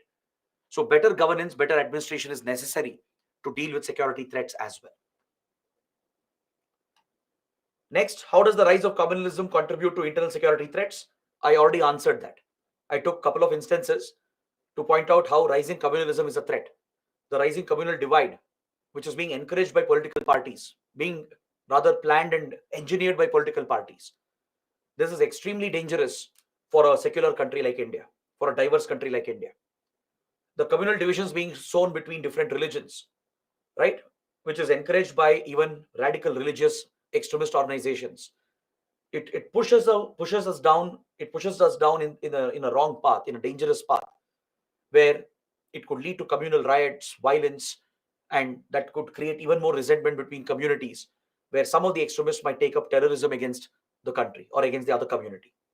Right? We have seen the impact of anti-Sikh riots, how it fueled more support from religious elements for Khalistan movement. We saw the example of Babri Masjid demolition and Godhra riots and Hindu-Muslim riots, how it has contributed to rise of radicalism and terrorism, how Pakistan has exploited these internal divides of India, right? So definitely rising communalism is one of the gravest threats for India. What is the role of intelligence agencies in maintaining internal security? That's what we have studied in all these classes, right?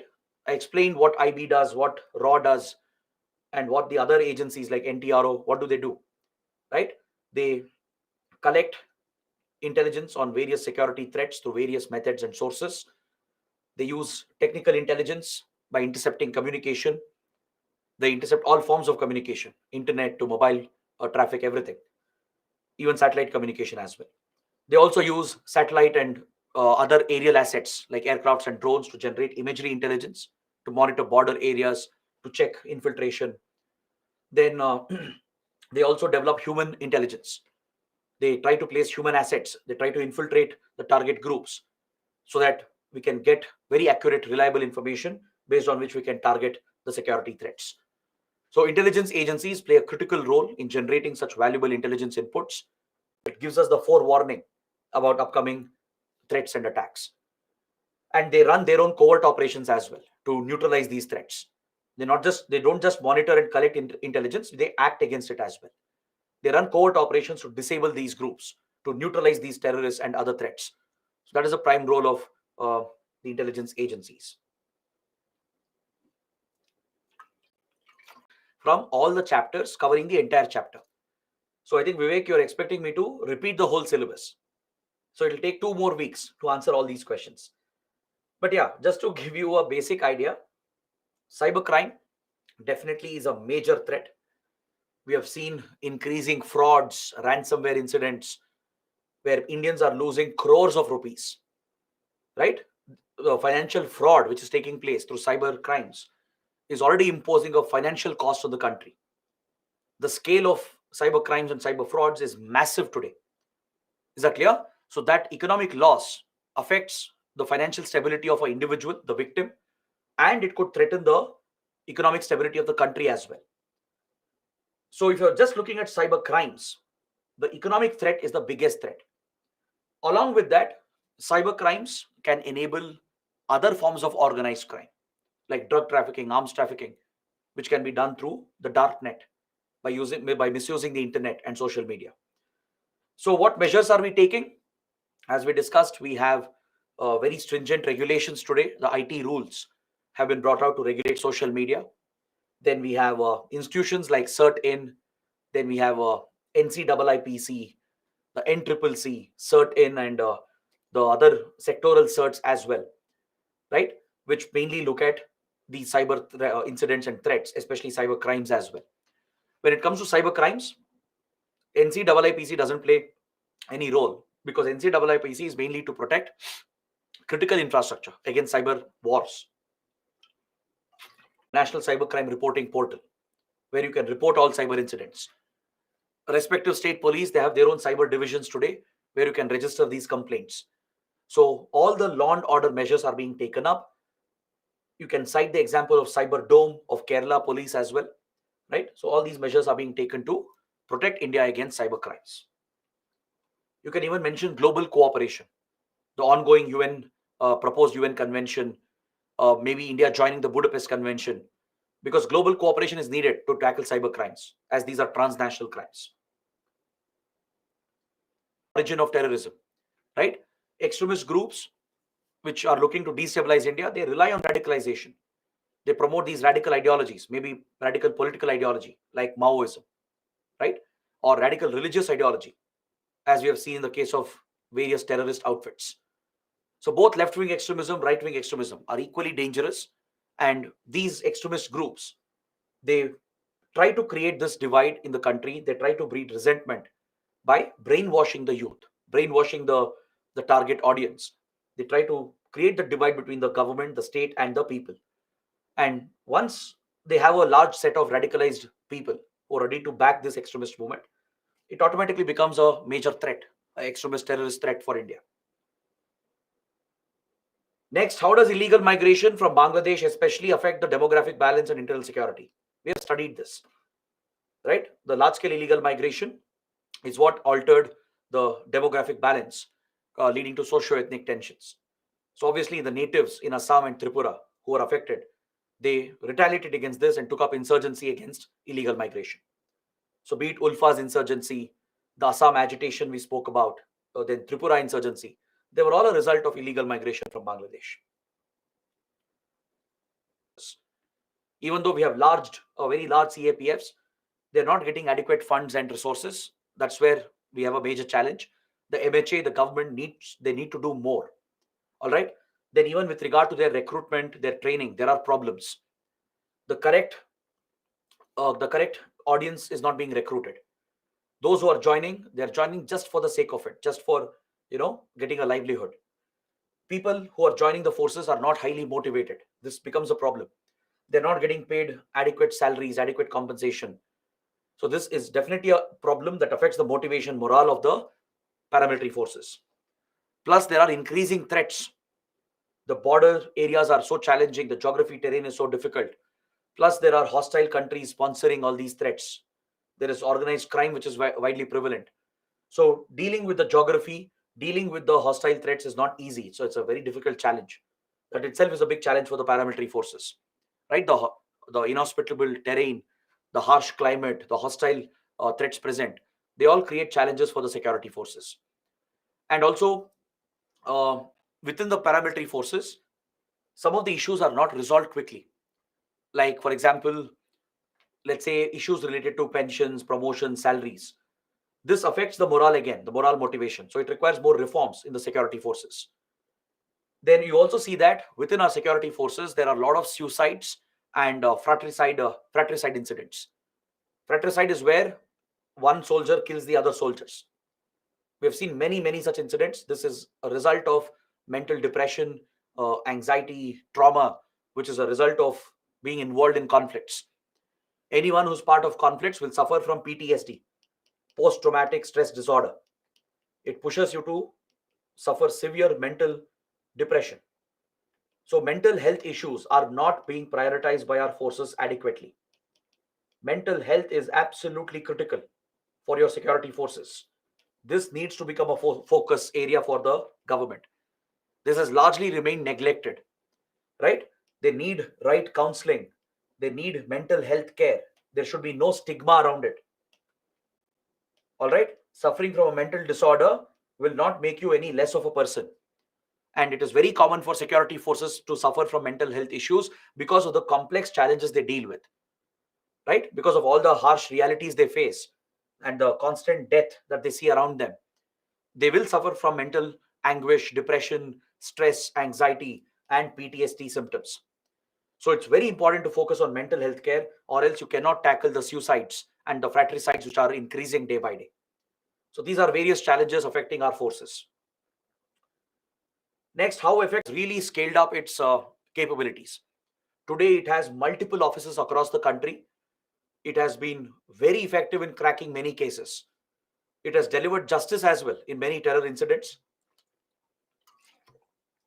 It has become very proactive in registering cases, in applying scientific methods and technology in investigation. So that's how it is able to get a lot of convictions as well. So NIA has definitely played a big role. It's been very effective in combating terrorism. What's the role of state police and central armed police forces in maintaining law and order and ensuring internal security? See, law and order is primarily a state subject. Maintaining law and order is the state's responsibility, not the center. So definitely your state police play a big role in maintaining law and order. Internal security in general is again a state subject. All right. So your state police definitely play a role in managing the overall internal security of the state. At the same time, internal security is of concern for the center as well, especially when it has interstate and transnational ramifications. It becomes a concurrent subject in that regard, right? It comes on the concurrent list in that regard, where the threat is affecting the stability of the country, the integrity, sovereignty of the nation. That's where the center steps in, like Naxalism, insurgency, and terrorism. In such cases of internal security threats, the center will also step in to work with the state governments. So here, your CAPFs and central agencies play a bigger role when there is a direct threat to the country's integrity and sovereignty. Otherwise, regular internal security threats are handled by state police. Even law and order situation is handled by state police. So that is the primary role of your state police and central forces in law and order and internal security. How has social media been a game changer? That's the next question. How has social media been a game changer in posing new challenges to internal security? This again, you're asking me to repeat the whole chapter, right? Which can't be done. It's practically impossible. But of course, I can just tell you what kind of threats we are facing from social media. With the emergence and wide adoption of social media, we have seen the spread of fake news, the large scale spread of propaganda, where political religious groups are spreading their propaganda, leading to more extremism in the society. We are having a real world impact where people are getting influenced on social media and they are subscribing to more extremist ideologies, especially right wing extremist ideologies. So, the spread of fake news and propaganda is directly driving security threats. It could be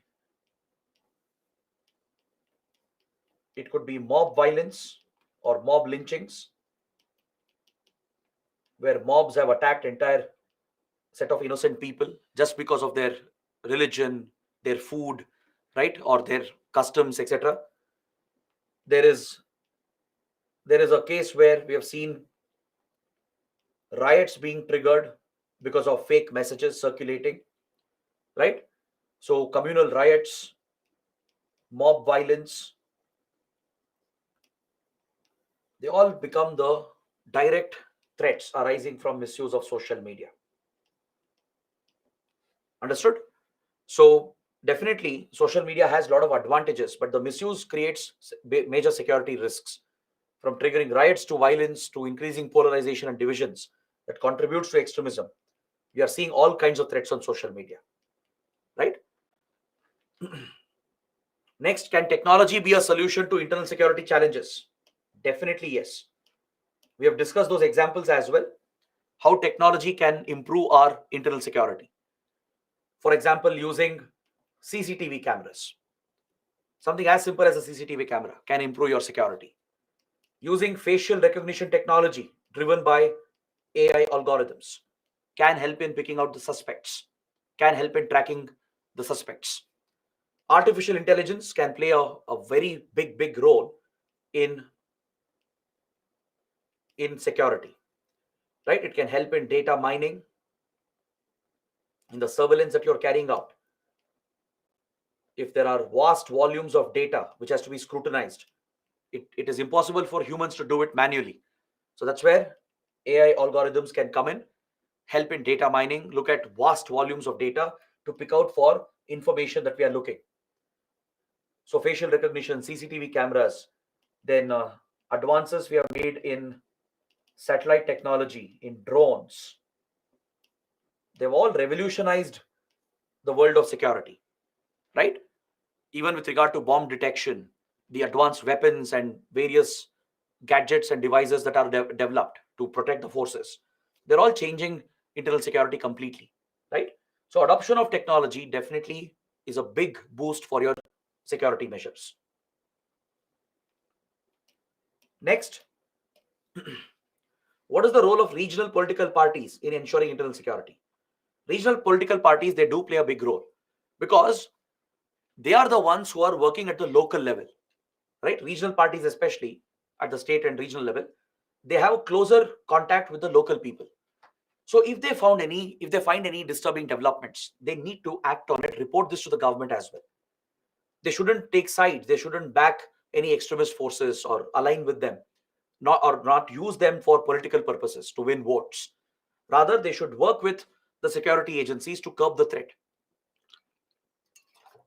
Now imagine in a region where there is large scale political divisions and or communal polarization. A political party can positively influence them. Instead of capitalizing on it and increasing the divide, it can have a positive influence. It can have word with the local community leaders, bring the people together and build more unity amongst the groups. The resentment can be reduced, hatred can be reduced at the local level if your political parties play a big role. So they do have a major role to play, right, in addressing the divisions and the divides that exist at the society level. So they do have a major role to play, if you ask me. Next, how does climate change, environmental degradation pose a challenge? It doesn't pose much of a challenge, but yeah, in the long term, if you think of development getting compromised and disasters increasing because of climate change, environmental degradation, those affected by it could maybe become vulnerable for radicalism. So that is a link you can think of, but it's a very long process, right? Climate change, environmental degradation is increasing disasters. So the impact is mainly borne by poor people and the weaker sections, the vulnerable sections. So those who are affected by disasters, those who are left out from development and better governance, they might become vulnerable to more radicalism and extremism. That is a link you can think of, but of course there's no direct immediate connection there. What's the impact of organized crime on our economy and security? Organized crime like smuggling and trafficking is a huge threat to the economy itself, because as we discussed, smuggling of gold, smuggling of electronic items, right, which are otherwise heavily taxed, it affects the revenue. If custom duties are not imposed on them, if they don't come through the legal ports of entry, we don't levy taxes on them, right? That's where custom duties are imposed, which is a major source of revenue to the government. So smuggling, trafficking is a revenue loss for the government of India. Plus, it has connections with terror financing, with money laundering. So that becomes a security threat. For example, through the same smuggling routes where gold is being smuggled, where electronic devices are being smuggled, in the same route, weapons can also be smuggled, explosives can be smuggled, or terrorists could be infiltrated. So there's the direct connection here. That's why organized crime of all forms becomes a security threat. How do international relations impact internal security? Of course, there is a direct connection here. Our foreign relations will determine our internal security situation and vice versa. Our ties with neighboring countries. If we have friendly relations, our security will be better. If we have hostile neighbors, our security will be compromised. Because many threats are coming from across the border, as we studied in Northeast India, in Kashmir, in Punjab. I gave the example of Bangladesh, how we had a hostile government in Bangladesh, which was directly aiding the pro-Pakistan terror groups and Northeast insurgent groups. But once we had a pro-India government under Sheikh Hasina, it has completely transformed. The Bangladesh border has become safer. Northeast India has become stable, more stable, because of our improved ties with Bangladesh, right? So international relations has everything to do with internal security. They are directly linked and connected. Next, what major laws and acts have been passed by the government to ensure internal security? We studied all of them, right? I don't think you should even be asking the question. From PMLA to UAPA, even TADA, POTA can be mentioned, even though they have been removed. You can still mention them. National Security Act, IT Act, right? The list goes on. So all these are important laws that help us fight the security threats. Next, what role does civil society and media play in ensuring internal security? That's a good question. Media and civil society, they do play a very big role. Civil society, the media, and next question is also about citizens contributing to internal security. So I'll take both questions together. Student is asking, what's the role of civil society, media, and citizens in ensuring security of the country? Now let's take the example of fake news. We already understood how fake news is a security threat, how it can lead to real world security problems. If your civil society is responsible, if the media is responsible, if the citizens are responsible, they can all help in countering the menace of fake news. For example, civil society activists, they can form their groups to keep a check on fake news that is spreading, and they can fact check every claim that is being made and counter the fake news if they detect that. Media outlets, they can act on their own or form a collective group of media organizations and report more responsibly. Ensure they fact check everything they are reporting. Ensure they don't spread biased views. Today, if you see India's TV channels, the TV news networks, they have taken a horrible turn in the last 15-20 years. Majority of the news outlets in India are highly biased.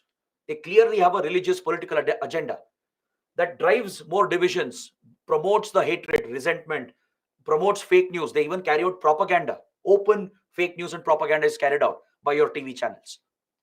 So you need responsible media outlets to just carry the facts, inform the public. That is the job of media, not favor one group against another, one party against another. So it's a highly unfortunate situation we are dealing with. But yeah, media plays a big role here. And even to check the facts, to counter the fake news, media organizations can play a big role because they have the resources, they have the skills, they can counter the fake news that is spreading. Citizens can play a big role. If citizens are more aware, right, if they know that they should check the facts before spreading the information, if they know how to behave responsibly, they can act as a buffer against security threats. They can curb the spread of fake messages, right? They can tell their friends and family that this message is fake by showing them the correct facts. They can put a stop to the spread of such fake news and propaganda by countering them with facts. So they definitely play a big role in internal security. This is just one example I'm giving you with regard to fake news. Similarly, take up any threat, be it terrorism, radicalism, right? In all these cases as well, civil society, media, citizens play a very big role along with your government. Is that clear? So even with regard to terror affected areas where a lot of local support exists, where radicalism is high, even in such places, civil society, media, and citizens can play a positive role, or they can play a negative role as well, right? So definitely these stakeholders also have a big role to play in security of the nation. Next question. How does the rise of cyber crimes impact India's internal security, and what measures are being taken to combat this? Did we discuss this? The same question was asked. We have covered it. Again, there's a repeat question. Impact of radicalization, transnational terrorism. We covered it. Impact of communal violence, religious radicalization. Also covered. Impact of illegal migration. Covered again. Impact of crime, drug trafficking, money laundering. I don't know, Vivek, you've been repeating some questions. These are questions which we have already asked, and we have discussed that as well. What measures has the Indian government taken? Discussed. All right. So all these are repeat questions by Vivek. So we have covered all these questions. Now coming to one last question. Student by the name Snigev Sirti is asking, what is pan-India urban terrorism? What is pan-India urban terrorism? See, terrorism seen in urban areas, in cities, where terror groups are targeting cities and civilian population. That is a case of urban terrorism. Like, for example, your 9/11 attacks, the 26/11 Mumbai attacks, the various attacks that have been seen in Delhi, in Mumbai, right, in Bengaluru, in Surat, Jaipur. So any such terror attack that happens in a city, we have seen this in Europe as well, in Paris, in London, etc. Such attacks carried out by terrorist groups against cities, against civilian population, is a case of urban terrorism. Now, pan-India basically means across India. So when you start seeing terror attacks across Indian cities targeting our civilian population, that is called pan-India urban terrorism. We have seen this from 1992 till date. Prior to 1992, there was no pan-India urban terrorism. Indian cities were free from terrorism. They were safe from terrorism. Terrorism was limited to our conflict zones like Naxal corridor, Northeast India, Punjab and J&K. Only the conflict zones of India were exploited by Pakistan as part of its covert war to wage a terror war against India. It was only exploiting the divisions in the conflict zones. But after 1992, as communal divisions increased in India because of Babri Masjid, the Hindu-Muslim riots, etc., Pakistan got a conducive base to expand terrorism across India. So it used the terror groups to attack Indian cities repeatedly, targeting our civilian population. So this spread of terrorism across our cities and civilian population is called pan-India urban terrorism. All right, pan-India means across India. When multiple cities were attacked over a few years, right, targeting innocent civilians in cities, that becomes your pan-India urban terrorism. Of late, these incidents have reduced, they have declined after Mumbai attacks because India has put a lot of pressure on Pakistan. There's a lot of international pressure to not attack Indian cities and civilian population. All right. So this completes all the doubts, the questions that were asked. Let me look at the chat box as well if you have any new questions that you have raised. And after that, we can end the session for today.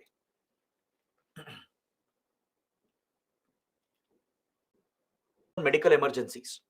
They need not depend on medical teams coming in to rescue them, to provide them first aid. They can look after their own first aid if they have injuries.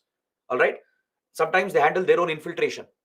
They don't need any transportation support from, let's say, Indian troops have to cross over, Indian special forces have to cross over into enemy territory. They will handle their own infiltration, right? In case of helicopter insertion or aircraft paradrop insertion, that's where they need air support, maybe from Indian Air Force or by the aviation units, or else special forces are very independent in their logistics and transportation. Agency. Abhijit is asking why President of India is kept out of nuclear forces, even though he's a supreme commander. Please understand, President of India is a nominal authority, not a real authority, right? So you need basic knowledge of the constitution of Indian polity. In India, the real power vests with the prime minister, the real executive. The president is just a nominal executive, only a nominal head. So nominally, he is the supreme commander of the Indian armed forces. If India goes to war, the declaration is in the name of the president, right? All the appointments that happen, even for civil services and military services, the appointments are in the name of the President of India. That's all nominal, just for the symbolism of it. We are a republic. That's why the president, everything is done in the name of the president. But real authority does not lie with the president. It's with the prime minister. So there's no question. Ensure their evacuation. If required, if at all required, RAW will also play a role in assisting in the evacuation mission. Kishore is asking psychotropic substance. What is it? Psychotropic substances are your addictive substances that causes a psychotropic effect. Like all your drugs, basically cocaine, mushroom, LSD, meth, they're all psychotropic substances. Very dynamic. There are very few factual topics or static topics. Like last chapter we studied earlier, that was the only static one. Everything else is extremely dynamic, right? So it's very simple actually. Cover your basics, revise everything we have covered in class, use the PPTs, use your notes, revise everything once properly, finish the syllabus. Trust me, you don't need more than 5 to 6 days to complete everything. Now that you have attended all the classes, I'm assuming you attended all the classes, you would have understood most of it. You just have to sit for 1 week. Let's say 7 days. Chalo, let's say 7 days. Sit for 7 days, revise everything. And then it's all about updating your current affairs. And then doing multiple revisions. So that way it's a very easy subject.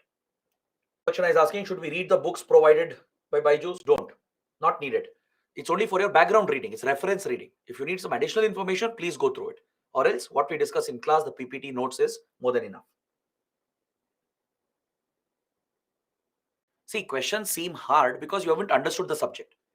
If you cover the subject thoroughly, questions are very simple.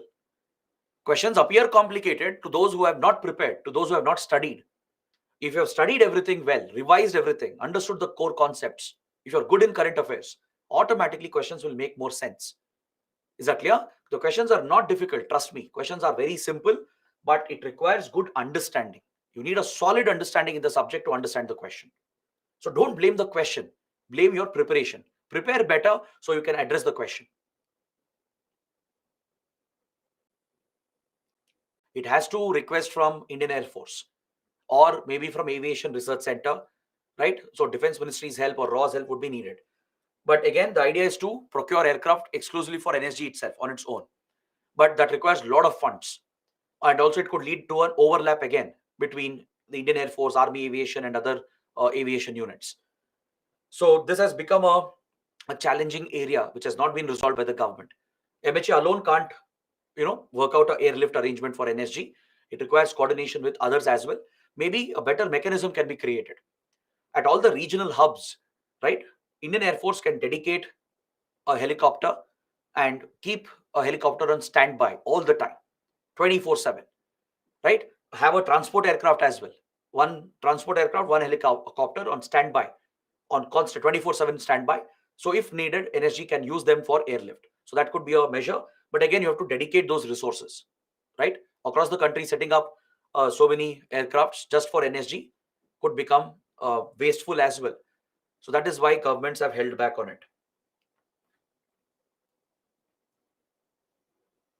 Asking if that is the case, then isn't it illegal? Of course, it is illegal. All covert operations are illegal. No covert operation has legal backing in India or even abroad, right?